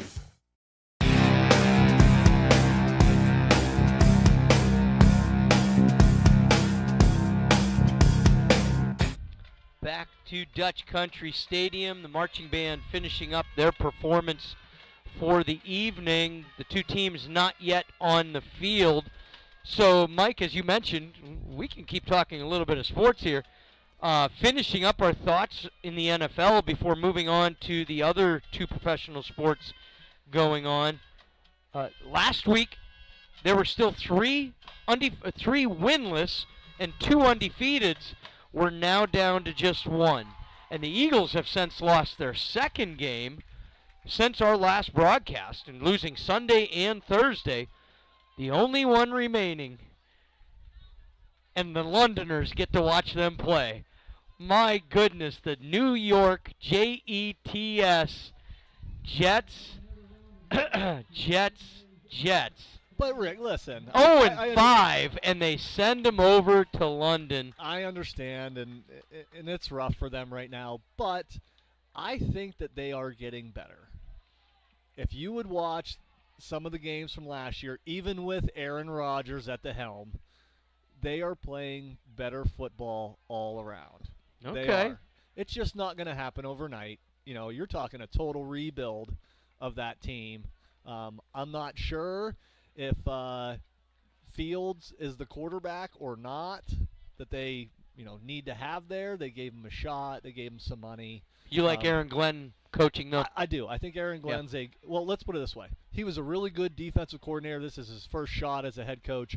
And I don't care what level you do that at, from youth football to the NFL, it is a gigantic jump. And no one can prepare you for that. They can tell you, but you don't know until you're in the seat. And let's face it, he took over a bad team. Yeah, it's not like he was going to change that culture overnight. No, they didn't win the Super Bowl last year, and the head coach said, sayonara, I'm going to retire. Right. No, he's taken over a very, very bad team. I mean, Robert Saleh, their former head coach, you're talking about one of the most renowned defensive coordinators in the last 10 years in the NFL, tried to go there and make it work, and it just didn't. So we'll see what Aaron can do. I liked Robert Saleh as a coach. Yep. I like Aaron Glenn a lot as a coach, but we'll see what he can do. Much like our D9 schedule this week and the college scene last week, there's really only one decent matchup in the NFL this whole weekend, and that is the 4:30 slot on Sunday. 4-1 49ers at 4-1 Tampa Bay Buccaneers. So that's probably the marquee matchup in the NFL this weekend, outside of the Steelers game in that potential trap game. Yeah, I'm going to take Tampa Bay in that game just because, like I said, coaching at IUP a little bit there. Anthony Paroli, one of my really good friends that I coach with there, he's their head strength conditioning coach, and he does a really good job. So I think the Bucks are going to ride Baker Mayfield's swagger, or whatever, moxie, whatever you want to call it. He's just one heck of a player, and I think he'll ride them to a win. So you go ahead and throw a bet on that, guys. Okay, there we go. Major League Baseball playoffs going on tonight. We had such a quick first half. First pitch in the Detroit-Seattle game probably just took place. That's Game 5. The winner of that game will play in Toronto at the start of the ALCS on Sunday. The Dodgers finished their series last night against the Phillies. They await, I believe that series will start Monday. They await the winner of the Cubs and Brewers. That Game 5 takes place tomorrow night. And Rick, it's hold hot. on. I think you missed one there, Rick. When do the Yankees play? The Yankees they lost. To the Toronto Blue Jays. Oh, they lost. Yeah. I must have missed that. The Yankees lost. And this will be the 16th year without a World Series. It's the third longest streak in franchise history between World Series. I am so sad for them. Chuckles around the press box up here. Getting ready for kickoff. The Dutch are coming out. Punxsutawney nearly ready as well. The big thing, though, Mike, is it's hockey season. The puck has dropped. The Pens surprising everybody. There's 80 games left, but they are 2-0 on the season. And Geno Malkin looking like circa 2009, 2010 Malkin. 5 assists to start the year. He is playing well, and they have 2 teenagers on the roster, and it looks like they might stick. It might not just be a cup of coffee. Yeah, hey, you take the Pens 2-0. That's fantastic. I mean, they need those teenagers to balance out the rest of the roster. That's for sure. The core players, North American team sport record, a little squib kick, caught by the up man, fumbled and covered. That's number 59, Chase Van Alstyne. Usually sure-handed, but he did fall on it after it went through his hands. And the Dutch get the football, decent field position, starting at the 29-yard line here in the second half. Yeah, Dutch need to start quick here, make something happen, go back to that slant concept from Frankie Smith, do something to get the ball down the field, get a score on the board, get some momentum. Try to get you updates from around the district as we keep going here tonight. Ball goes to, was that Stagger this time? Yeah, it was a little toss play there to Bruno Stagger. Pitch was kind of high and outside. I think he did a really nice job of just fielding the ball. And at that point, you can't even get your vision down the field to see, am I going to stretch this out or am I going to put the foot in the ground? And to me, Stagger does a really nice job there of putting his foot in the ground, just get north instead of trying to string that out and maybe a loss on the play. He's still got at least 1.5 yards, maybe even 2. They're giving him 2 on the board, 2nd and 8. Whaler under center. I formation behind him. Handoff, and a little bit of room for Landon Cook. He's out over the 35 to the 37-yard line. Gain of 6. Dutch go into this nice little series of plays out of the eye that they have, where they have the toss that they just ran to Stagger. Now they fake the toss, come back through with the trap to the up back, which is Landon Cook. Little trap concept from the front line here. A lot easier against this odd front, that 3-man defensive line front of the Chucks. 3rd down and short. It's a long one. Whaler under center, got that I formation again. Handoff. Goes to the first man through, fights forward, ball on the ground. Was he down? They never ruled it down. He would have had first down yardage, and they're not going to. Landon Cook is trying to make his case that he was down, but they're going to call it a fumble. I think he had the defender's body between him and the ground and never actually made contact before the ball came out. Yeah, Landon trying to churn for extra yards there, turns himself sideways and ends up landing on top of the defender. He's obviously not down at that point. The defender does not make him down, and got the ball stripped away from him there. So what would have been first down yardage unfortunately results in a fumble, and now Punxsutawney has the ball with the lead, 10.5 to go, third quarter. Hetrick rolls. He's got a face full of Dutchmen, but he gets the pass off to Bo Thomas. Inside the 40, now inside the 30 to about the 29-yard line. Hetrick had a face full, but was able to get the pass off clean, and Thomas made the Dutch defense pay. That play-action play that they ran there to the left, quarterback did a really nice job of changing the arm angle and getting the ball out to Thomas in the flat, and then Thomas just using that 200 and almost 20-pound frame to get himself down the field. And just like that, Punxsutawney is at the Dutch 30. They do that shift formation once again. Hetrick claps for the ball, keeps it himself, looking to get around the far corner. Short gain, he's going to make the edge and get to about the 26-yard line. Just a little outside run play there from the Chucks, and Sean Chen coming from the defensive line spot. He played linebacker a few weeks ago. Coming from the defensive line spot, did a good job of – actually, you know what? I lied. He is playing linebacker. He's just wearing number 78. He did a really good job of shooting the gap and cutting that off down the field. And as you came back from the field house area, don't want to speculate too much. Don't know the facts. As Hetrick rolls to the near side, he looks scampering away now, keeps it himself. Looked like he was going to try to find a lane to pass, but he's going to get first down yardage, move the chains. At least I believe he got to the marker. Hetrick, I'll tell you what, he's just one of those quarterbacks. Reminds me a lot of the quarterback Braylon Wagner from Red Bank Valley. It just seems like the game is slower for him than it is for the players around him. He's just cool and calm back there, but can move out of the way of defenders who are unblocked at him and get himself downfield. That's a heck of a play by the quarterback when there was really nothing for him. Try to finish my thought here after this play. Hetrick brings his man up beside him from the pistol. Hands it off. This is Rutan, I believe. Met up at the 15, but not before he gets first down yardage. That last play did come up slightly short. It moves the chains, and the clock keeps running. We're approaching the 9-minute mark.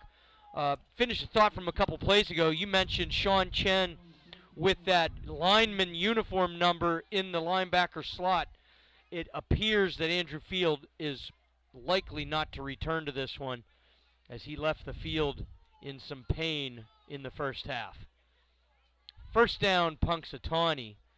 So Chen's going to man that linebacker position. Bo Thomas goes in motion. Hetrick with the snap, handoff, Rutan, head of steam, and he's into the end zone with his third touchdown of the evening. It looked like the Chucks were trying to run a speed option game. They had, I don't know if it was Thomas, I didn't catch the number, sprinting out to the left, and then they gave the ball to the up back coming through the middle out of that pistol set, two-back pistol set this time from the Chucks. But kind of easy sledding there for the Chucks. I think that big offensive line they have is just kind of leaning on the Dutchman right now. Zayden Gould, the senior second quarterback, is the holder. That gives them options. But when you've got a leg like Owen Roken, usually just put it down and let him kick it. And it's 28-0 as, or what does that one? They haven't put the point up. Did he miss that one, Mike? It looked good off his foot. Nope, they just put it up. It was delayed.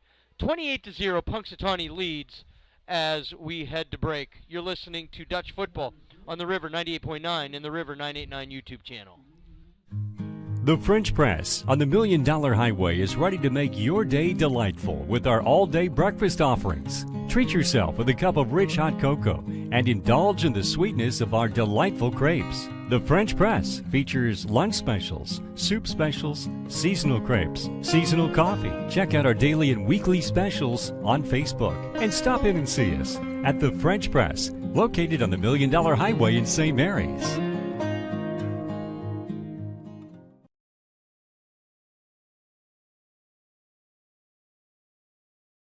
back at Dutch Country Stadium, and then, Mike, they're looking like a top-ranked team now. This Punxsutawney, give Dutch lots of credit. That first quarter, traded field position, had a couple drives or had a couple plays that made progress, drive stalled, but it was scoreless through one, but it's been all Punxsutawney since then. 28-0, Roken with the kick. This one is going to fly halfway into the end zone. It's a touchback, and it'll be brought out to the 20-yard line. 8:41 to go, third quarter. Punxsutawney leads 28-0. As the teams come out, let's take a quick look, see if I can get an update. Well, Rick, I think the big difference in the game right now is that early in the game, that first quarter, maybe halfway through the second, Punxsutawney had some really untimely penalties. And they're not having those penalties now. They cleaned that up, and they're showing, what they are as a team right now. Karn City 34-14 over Brockway at the half. Cameron County 28-0 against Bucktail. Try to keep peeking at the board for you on occasion. Whaler rolls near side, looks, has a man near the sideline, overthrown out of bounds, intended for Frankie Smith. A little rollout flood concept to the left there for the Dutchman. I thought the protection was really, really well had. Brody's got to make a better throw there in that situation, to be honest. I'm not sure how much room the receivers had, but there's a time in the game where I know Brody really likes to protect the ball, and that's one of his great qualities. But there's a time in a game, you're down 28-0, where maybe you got to put the ball in a little bit of danger. What's the difference between 28-0 or 35-0 if you can maybe get a score? High snap. He saves it, and then he runs into traffic, and he's going to go down for a loss. That's a couple times we've seen a high snap on the play, and you've mentioned his shorter stature, but some of these snaps are just plain high. I mean, he can only do so much when they're over his head, and it's going to be third down and long from their own 17-yard line. And right now it's looking like Brody's coming off the field. They might have to get themselves a different quarterback in. Timeout called so that they can get the personnel change. So they'll have to make a decision on who comes in for this next play. Central Clarion 63-0 against Bradford at halftime. When is the Bradford-Bucktail game? Ooh, I don't know. that probably might be something that could be looked at. DuBois 28-0. A lot of shutouts going on tonight around the district. It seems like nearly 50% of the games. 28-0 against Brookville. Mentioned the Cameron County lead. Clearfield 21-0 against Somerset. Kane 34-0 against Coudersport. We have the shutout going on here. Red Bank Valley still leading 16-0. Of course, that one's still marked second quarter, so I don't know that one's been updated in a while. And Brashear's a Whiphill school, correct? I don't know if they're Whiphill or are they District 8 inner city schools. Oh, okay. They might not be District 7. They might be, I believe they're a city school in Pittsburgh itself. Well, that would be 2 wins for District 9 against Pittsburgh City Schools, with Karn City beating Westinghouse. That was a big W. Westinghouse specifically is a very for good Karn program. City, but for, you're right, a little feather in the cap for District 9 football with that W. And that's a year after 2 District 9 teams represented in the state championship games. Big toss coming from Gilmore. He puts it up into dangerous space, and that is picked off out at the 45 by Logan Moore. So Matthew Gilmore taking over the quarterback duties with Brody Whaler out for this play injured. Little wobbly, Mike, but does it equal a punt? Was it a situation where you're just heaving it? Rick, he is a wide receiver and defensive back. He is not a quarterback. Right. It's not like they brought in the JV quarterback, right? They put him in there. Definitely much more fleet of foot than Whaler. You saw him moving around in the pocket a little bit there. Just kind of tossed one up, like you said. It's pretty much a punt. Punxsy takes over again. They're going to send 3 receivers out to the far side. Empty set for Hetrick. It's not a hat trick. Oh, this is Gould. He's got a man down the middle of the field. It's caught and off to the races goes Max Presloyd into the end zone for the touchdown. 45 yards, and the score is now 34-0 with the point after pending. Really well designed play there by the Chucks. They've been doing those shifts and motions all night long. So they shifted. They saw that St. Mary's was in a man coverage there, and they shifted around, left a wide receiver on an outside linebacker. That's a mismatch no matter who the kids are to make that play, and he beat the outside linebacker for a walk-in touchdown.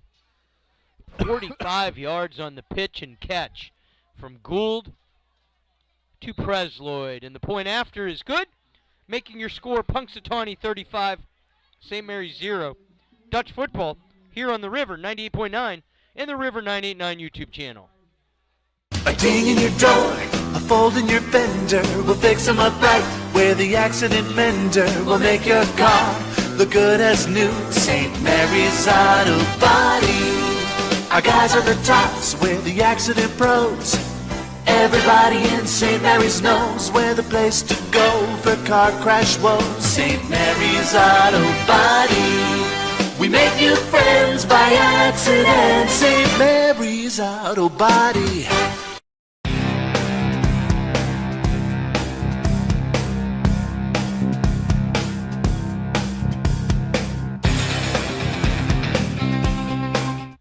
Punxsutawney, since the start of the second quarter, looking like that state-ranked team that we expected coming in. Yeah, like I said, 35-0. Yeah, Rick, when they cleaned up the penalties, and especially because they were very untimely penalties. They were drive. One was on penalties. A touchdown play. Yes, they're drive-killing penalties. Once they clean that up, they've really shown what kind of program they have here. Must be a little bit of wind down there. The ball just fell right off the tee. Yeah, we feel a little breeze up here, but we're protected to a certain degree. I'm glad we're in here. It is, after a very warm stretch of weather, all of a sudden it's October. It really snuck up just the last few days, and it's a little bit chilly. And the wind adds to that. Roken now, football up on the tee, ready to go. 7:43 to go here in the third quarter. Roken with the big boot. My goodness, deep into the end zone it goes. And the Dutch will have 1st and 10 at their 20-yard line. And Rick, if you notice, when Roken kicks off, it's not your typical high school kid with a full head of steam, 10 to 12 steps as hard as they can sprint at the ball, and then it's that couple step drop that you see at the higher levels. Yeah, he is just, jaunting up to the ball, and then kind of gets his momentum behind him on those last 2 or 3 steps and just absolutely booms it. We mentioned at the half, at the halftime show, the first half went so quick that the Major League Baseball playoff game had yet to throw a first pitch. They're now in the top of the second, scoreless. Just taking a look around the sports world, everything that we can work in here. Under center was Gilmore, at least for now. Brody Whaler is not in this game. Gilmore hands it off to Bruno. That's to Cook. The 0 and the 8 look bunched up at times. That one is Landon Cook with the carry. Gain of 2 on the play. Well, Rick, I'm going to help you out here. Bruno Steger has white socks on, and Landon Cook has no socks on. I didn't think to look to the socks. I'm looking at the uni number. You're much more fashionable than I am checking that kind of stuff out. Yeah. With this cold weather, I'm thinking about putting pants on. No. That thought passed. Yeah. I know better than that. 2nd down and 8.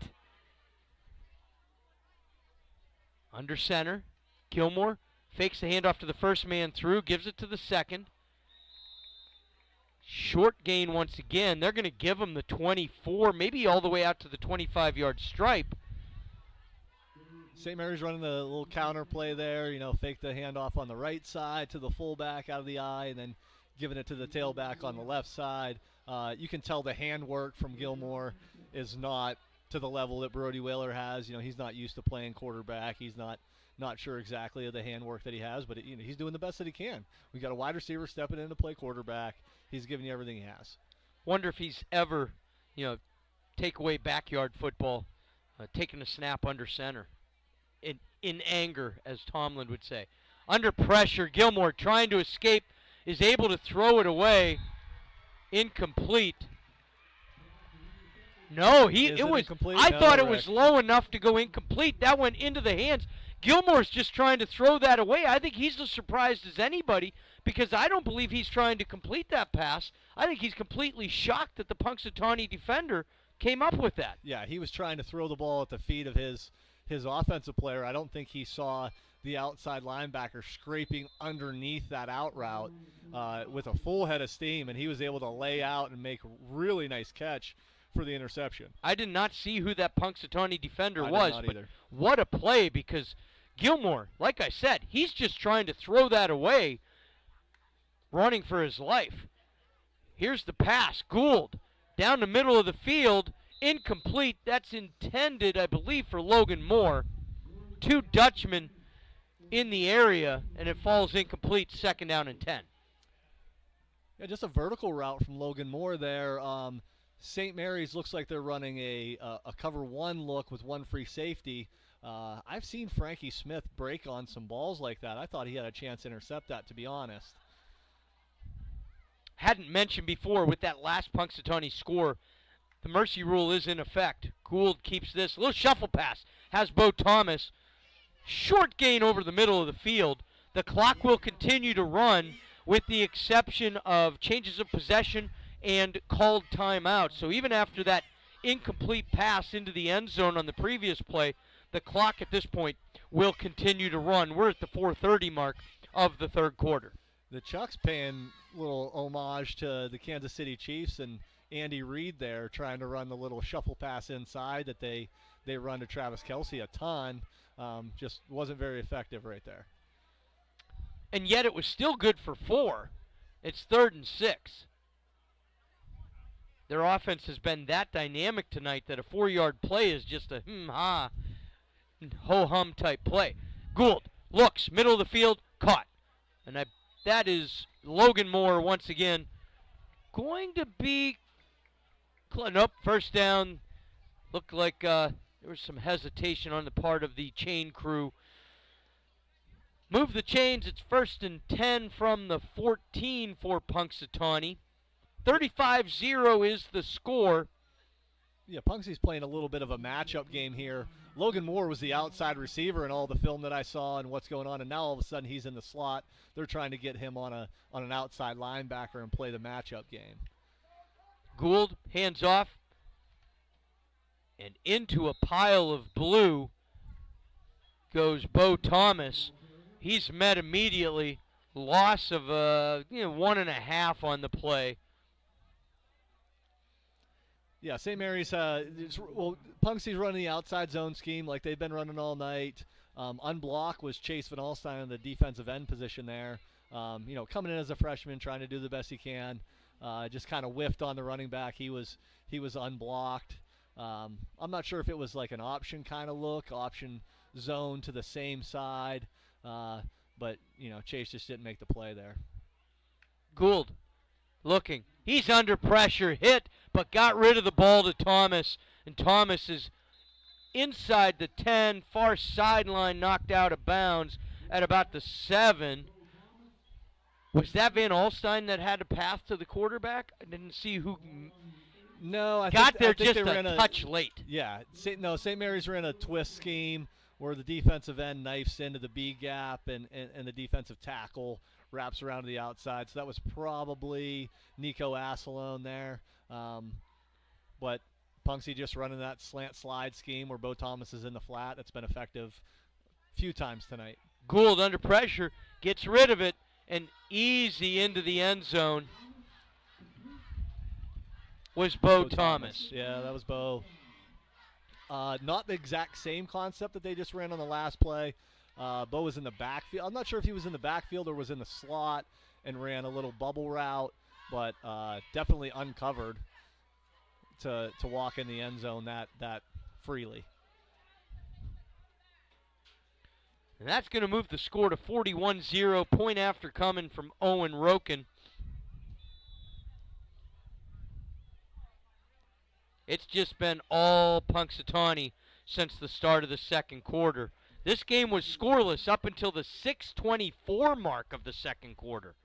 Roken's kick is up and good, and your score is now 42-0 in favor of Punxsutawney. You're listening to Dutch Football on the River 98.9 and the River 989 YouTube channel.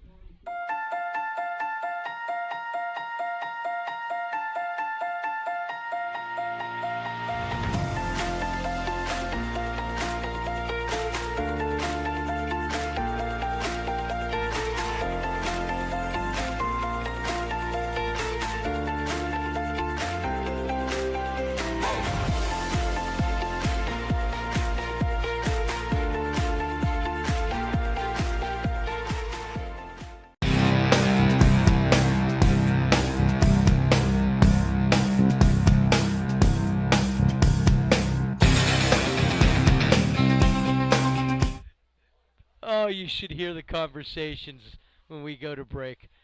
Actually, you probably shouldn't. 1:56 to go here in the third quarter. Good to have you along.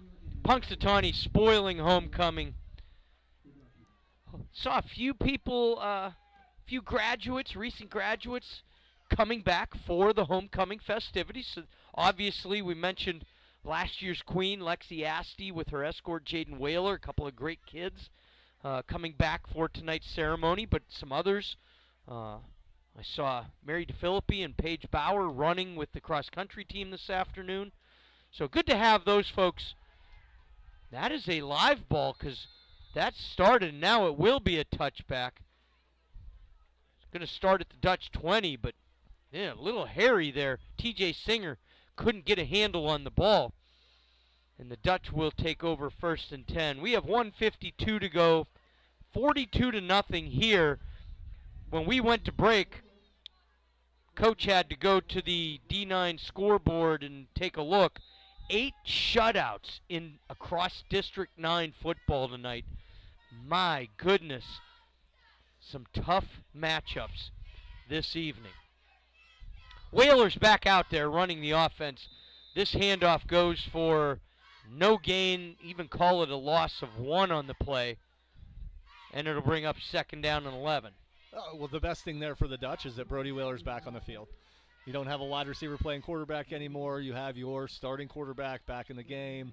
You know, maybe that can give the Dutch a little bit of spark here, make this, you know, somewhat of a, you know, not such a bad defeat. Because I think we're at the point right now at 42-0 where you're just trying to save face.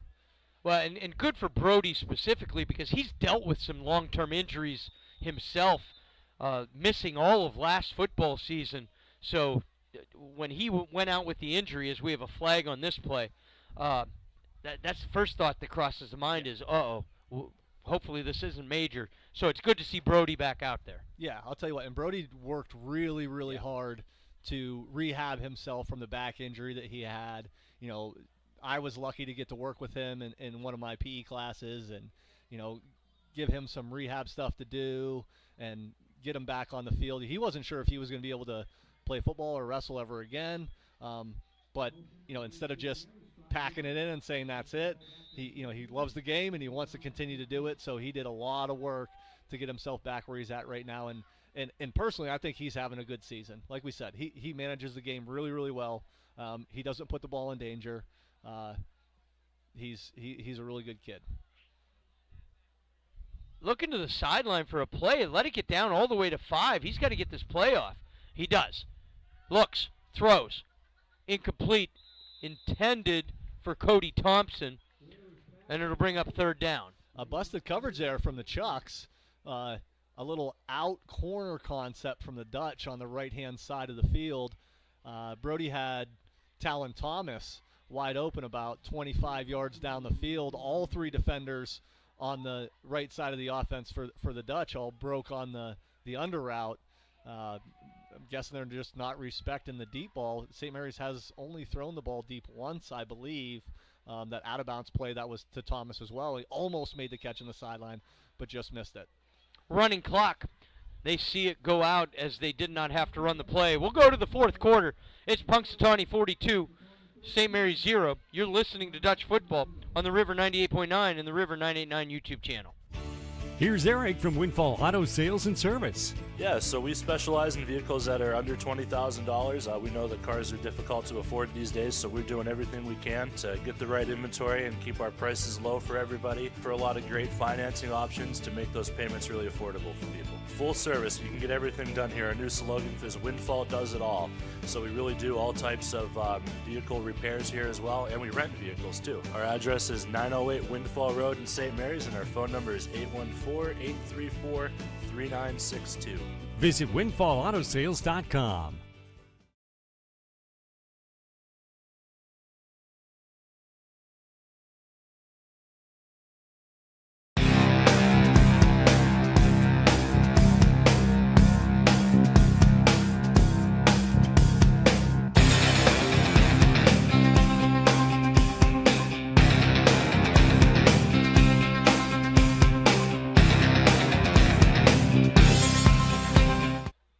Fourth quarter coming up.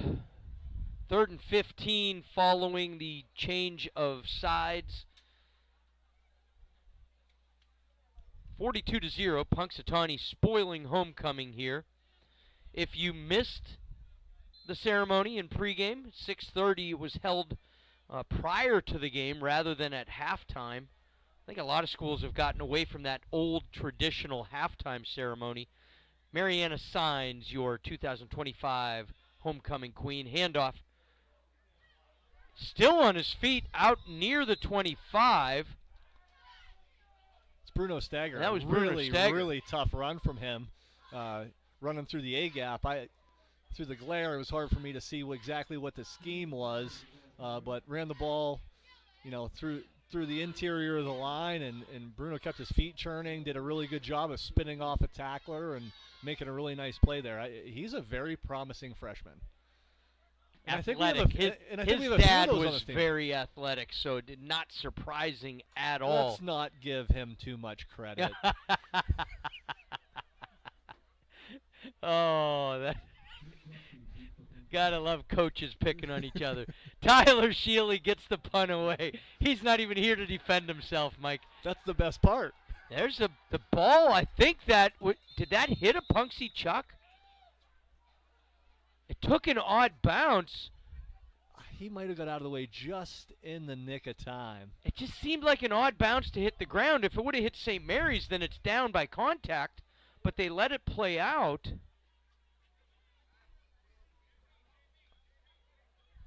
Yes, that's what I thought, Mike. I didn't think there was any way that it could hit the ground and take that kind of hop where it came from. If it would have hit St. Mary's, it would have been down where it was touched. This is St. Mary's ball. The referee pointed in favor of St. Mary's. I'm not even sure. Did Brody turn around and go back out? Because he was giving people high fives. Well, St. Mary's is coming out with the JVs is what's happening right now, Rick. Which good for them. Get these kids some spin. This is where you get your player development. Get them some play underneath the Friday night lights and let them know how it feels for down the road. You're seeing kids like Max Giovanetti get in there and get some play. Seeing kids like Gus Herzing, who I'm so pumped to hear that Gus came out and played this year. Just a really nice kid, a really hard worker. It was great to see him come out and join the team this year. Timeout called as with that personnel change, play clock was running down. So 10:34 to go in the fourth quarter. Once we come out of this timeout, it'll be 1st and 10 after the punt hits a Punxsutawney Chuck, I think in the back, and the Dutch recover. The ball is on the Punxsutawney 36-yard line. 42-0 is our score. Chase Herzing was out there. You already mentioned Gus Herzing. The Cousins out in personnel to start this game. Yeah, the hard part for St. Mary's JV right now is that the JV starting quarterback, TJ Granati, broke his collarbone earlier this year. I believe it was in Bradford during a JV game. So Chase, or is it Chase? Chase Herzing? Chase looks like Chase is going to go under center. Yeah, yes. Chase is playing quarterback for them. Typically a receiver, but he's done a really good job of stepping in and playing some quarterback for him this year. He has Gus behind him. Handoff to Gus Herzing. He gets through for about 3. Yep, just a little dive play there from the Dutchman off to the left side. Giving the ball to Gus, and he did the best he could. Looks like about 3 yards, like you said. It's good to see these JV kids out here getting some play, though. Taking a look, try to get all their names here. A bunch of my son's buddies coming up through elementary and middle school. Max Giovanetti, you already mentioned. Jacob Gobbler out there, Jeremy's boy, on the field. Second cousins. Chase fakes it and then keeps it himself, and he's got a face full of Punxsutawney Chuck. He'll go down in the backfield, and it'll bring up 3rd down. A lot of clean unis out there on both sides late in the game. Yeah. Now we have number 22 coming in the game, Ja'Cory Close. I have him in class. He's a really good kid. Actually, right now holds the year record for the flying 10. Right? Ja'Cory's a very quick kid. Not had the pleasure. He is a sophomore. I do not know the young man yet. I formation. He's got 2 receivers to the near side, does Herzing. He's going to hand to Gus. Head of steam inside the 30, short of the 1st down. Got to believe they're going to run this, right, Mike? You're not going to punt it away in Punxsutawney territory down by 42. I would guess that. I mean, hopefully St. Mary's decides to try to get something going here. I mean, Gus, holy heck, he's running behind his pads. Give him another shot at it, or maybe give one of these other kids a chance to catch a ball somewhere. That's Will Chapman in the near side slot, along with Max Giovanetti, the wideout. Got a man to the far side of the field. That uniform number's a little far away from my eyes. Chase takes the snap, hands it off. Nope, he keeps it himself, and then gets rid of it haphazardly, and that ball is going to be recovered by Punxsutawney. Either way, it was either going to be a turnover on downs or a turnover on the fumble. He kept it himself, and then ill-advised tried to sneak it through to his running back. The lane wasn't there. Defenders were closing in, and it's going to be Punxsutawney ball. Well, like we talked about earlier in the game with Brody Whaler trying to run the option to the left. Same thing here. They're trying to run that triple option to the left. Had the ball in the wrong hand. Brody with a little more seat time was able to make that decision of, hey, I'm not going to put the ball in danger. Obviously not a true quarterback here with Herzing. Had the ball in his right hand, needed to pitch it with his left, and just, kind of put the ball in the dirt. Penalty before this play starts.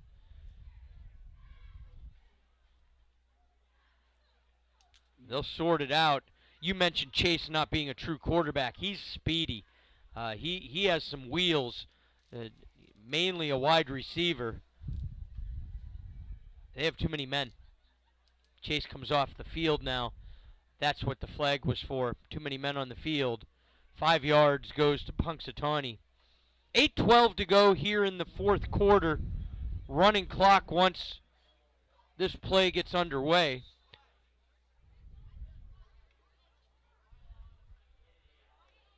Snap. That one is not handled. Ball on the ground, and it is covered up by Punxsutawney. I think that was Jager Smith, sophomore quarterback, getting the duties for the Chucks. Big loss on the play, and it's going to be 2nd down. Obviously, both JV squads here having some difficulties with ball security. I don't think the snap was great there for the quarterback. No. So that was a hard play for him, and looked like it was off to the side. Yeah, it was a little more bit to than the high. right, a little bit to the right for him. This one's true. Hands it off. Running back coming to the near side, but he's going to be brought down by Gus Herzing and Chase Herzing. Chase Herzing. Chase Van Alstyne. Sorry, yeah. Chase Van Alstyne. A lot of Chases and a lot of Herzings. Just start saying names. You'll get it eventually. That was Zach Blues, the junior running back, with the carry. It's going to be 3rd down and 16. far side down marker, I believe, is accurate. The board still has second down. I believe this is third down. Here's the snap. Throw, lofted up, had to come back for it, and that is number 8, Will Chapman, defending it, but I think they're going to rule pass interference. It was underthrown a little bit. Had it not been underthrown, Will might have got away with that. But the receiver was trying to come back to the ball, and Will just held his ground, and they threw the flag. Personally, and maybe a little bit selfishly, liking Will as a kid, I thought he did a pretty decent job of not making a ton of contact and getting his head around. And he actually touched the ball, and the receiver did not whatsoever. That's a tough play for him. Maybe if he turns his head a little sooner, he buys the call. Really nice job there by Jack Vollmer, playing inside linebacker. They were trying to run a little drag route across the middle, and he read pass very quickly, was able to get back in his zone and cut off that drag route, which is where the quarterback wanted to go, and then he just heaved it up. But bad break for the Dutch getting that penalty. Handoff this time goes, I believe, to Sage Blystone for Punxsutawney. And we keep saying his name, Gus Herzing, number 21, coming from the linebacker spot. Came up there, made a really, really good play. Really nice tackle by him. 6-minute mark now, running clock. 42-0 your score. Punxsutawney leading St. Mary's.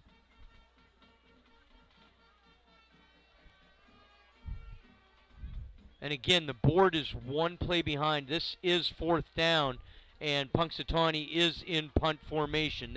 Board has been updated.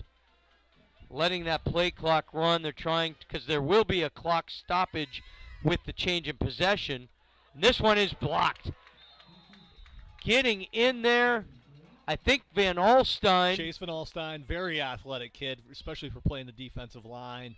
Did a good job coming off the edge, defeating the block right off the bat, and getting his hands on the ball. Gus Herzing in the vicinity as well. Vincent Shufeski. So the three of them, but I think it was Van Alstyne that got in there. Chase is a high jumper in track season. He is a sprinter, very athletic indeed, Mike, and he got in there and made the block. Dutch offense will have a short field. Let's see if they can do something with it and erase that 0 before the end of this game. 5:13 to go. Herzing rolls, near side, looking, pass.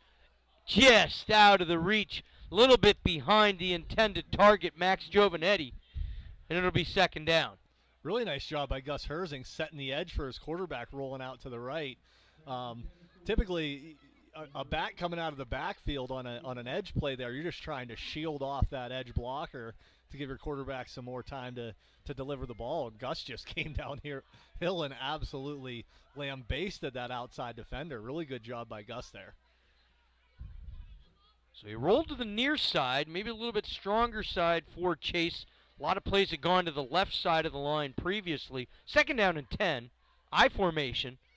Herzing hands it to the first man through, but he's met immediately. Nowhere to run, nowhere to hide for Ja'Cory Close, and it's going to be third down. Looked like we had a little miscommunication from the offense there. They were trying to run the triple option that St. Mary's has been effective with. The quarterback reversed out, makes it really hard for him to get his eyes on his read on when I'm going to give and when I'm going to not. So I think he just kind of panicked a little bit, got the ball to the up back, and in a spot where it shouldn't have been. Ja'Cory just got what he could in that instance. Third down, Herzing under center. Hands off to Gus. Gus with a head of steam. He's going to get about 5, maybe 6 on the carry. It's going to bring up fourth down, ball to the 25-yard line. You know, in the grand scheme of things, it's relatively insignificant, but Mike, got to believe the boys would love to get rid of that goose egg. Absolutely, yeah. Hopefully the JVs can come through here and put one on the board. I mean, what do we say? There's 8 games right now that are shutouts, so it'd be nice to not be in that, not to be a statistic in this spot. You know, we haven't checked the scoreboard because there have been so many of those. It wasn't really worth looking at, but Here's Herzing looking. She throws. Has a man, Will Chapman, but I don't think he's got the yardage. It's only going to be a gain of about 3. He came back for the ball, but it also brought him shy of the first down marker, and it's going to be a turnover on downs. Punxsutawney gets the ball.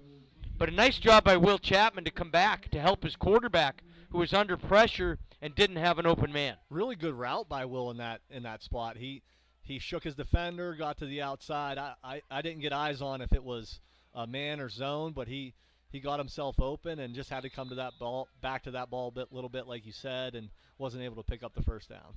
2:50 to go, fourth quarter. Punxsutawney 42, St. Mary's 0. Homecoming night.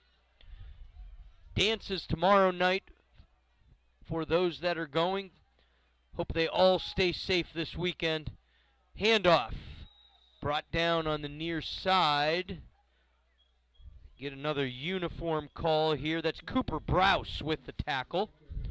Like to get as many names in the airwaves as we can. Yeah, Cooper Browse playing some defensive tackle and did a really nice job of making a play for a 1-yard loss. And yet another freshman getting some experience. I told you that freshman group, they have some athletes there. They're a little bit undersized. You know, I think everybody can see that they're a little bit undersized, but you know those growth spurts happen at their own time, just like some people in this booth right now. They Yeah. best, I'm still waiting for athletes. mine. Rolling out, pass, middle of the field, caught. That is number 5, Maxwell Roberts, and he is off to the races. Touchdown Punxsutawney on the pitch and catch. 79 yards, and it's 48-0. Would you say his name, number 5? Believe the Maxwell reception Roberts. was Maxwell Roberts. I believe the quarterback was Braden Brooks. Well, Max Roberts was in the slot there. Must have got lost, busted coverage. He just ran straight down the field. Initially, I thought Max Giovanetti broke off of his outside receiver and was going to maybe jump that route. Not even his guy, but he just missed the ball and a big gain, obviously, there for the Chucks to get the score. And the kick is up and good, making your score 49-0. Dutch football on the River 98.9 and the River 98.9 YouTube channel.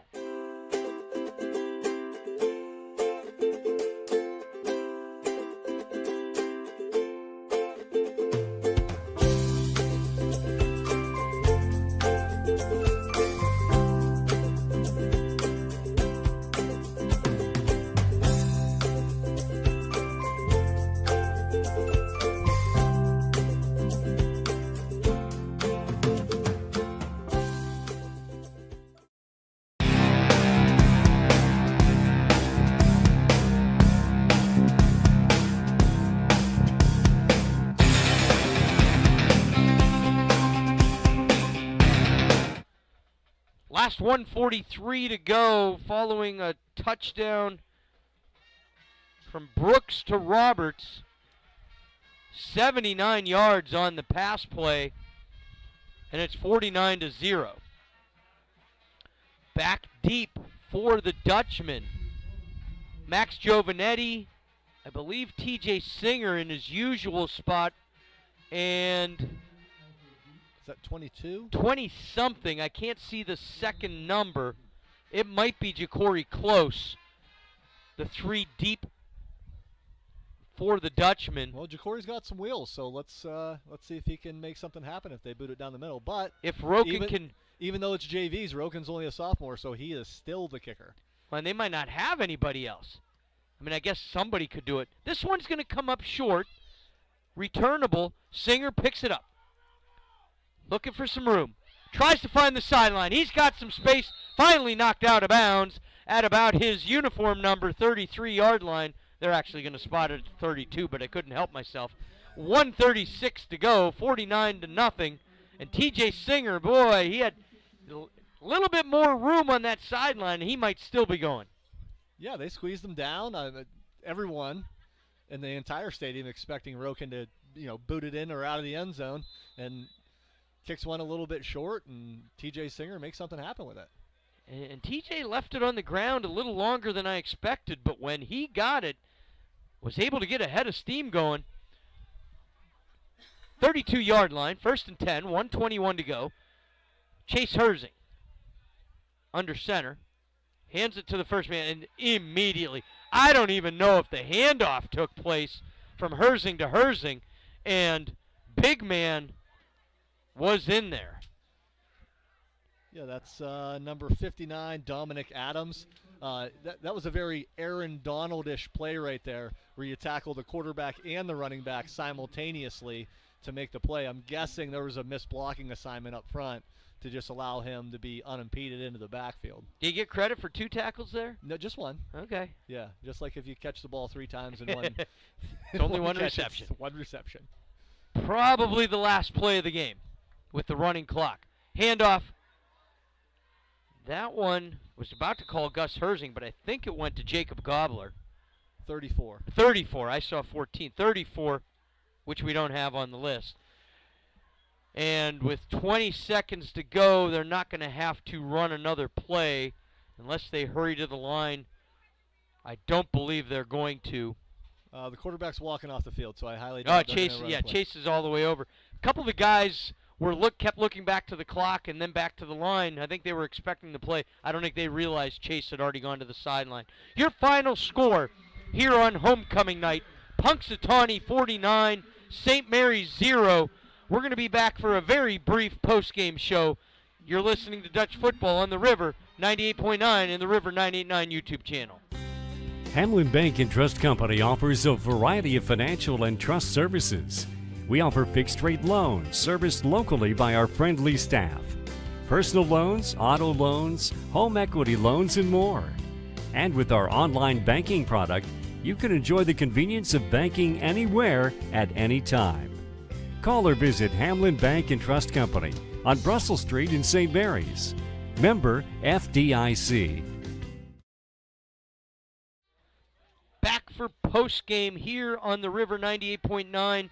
Mike, final thoughts. I think Punxsutawney every bit as impressive as maybe expected with their hype, their ranking position.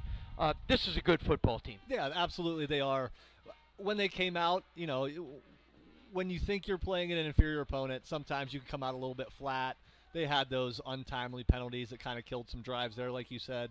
One on a touchdown run early in the game, and they cleaned that up. Obviously, I'm sure they got a little bit of a talking to on the sideline from Coach Brandon Snyder, and then they cleaned everything up. And like you said, probably not, in my opinion, the number 1 4A team in the state, but probably a little bit better in honorable mention. So we even those out, and they're somewhere in the middle of that. You mentioned that in the pregame. They're probably somewhere in the middle, and that good assessment. We'll see how the rest of the season progresses, both for them and for the Dutch. This was 21-0 at halftime, and then they tack on 4 touchdowns in the second half.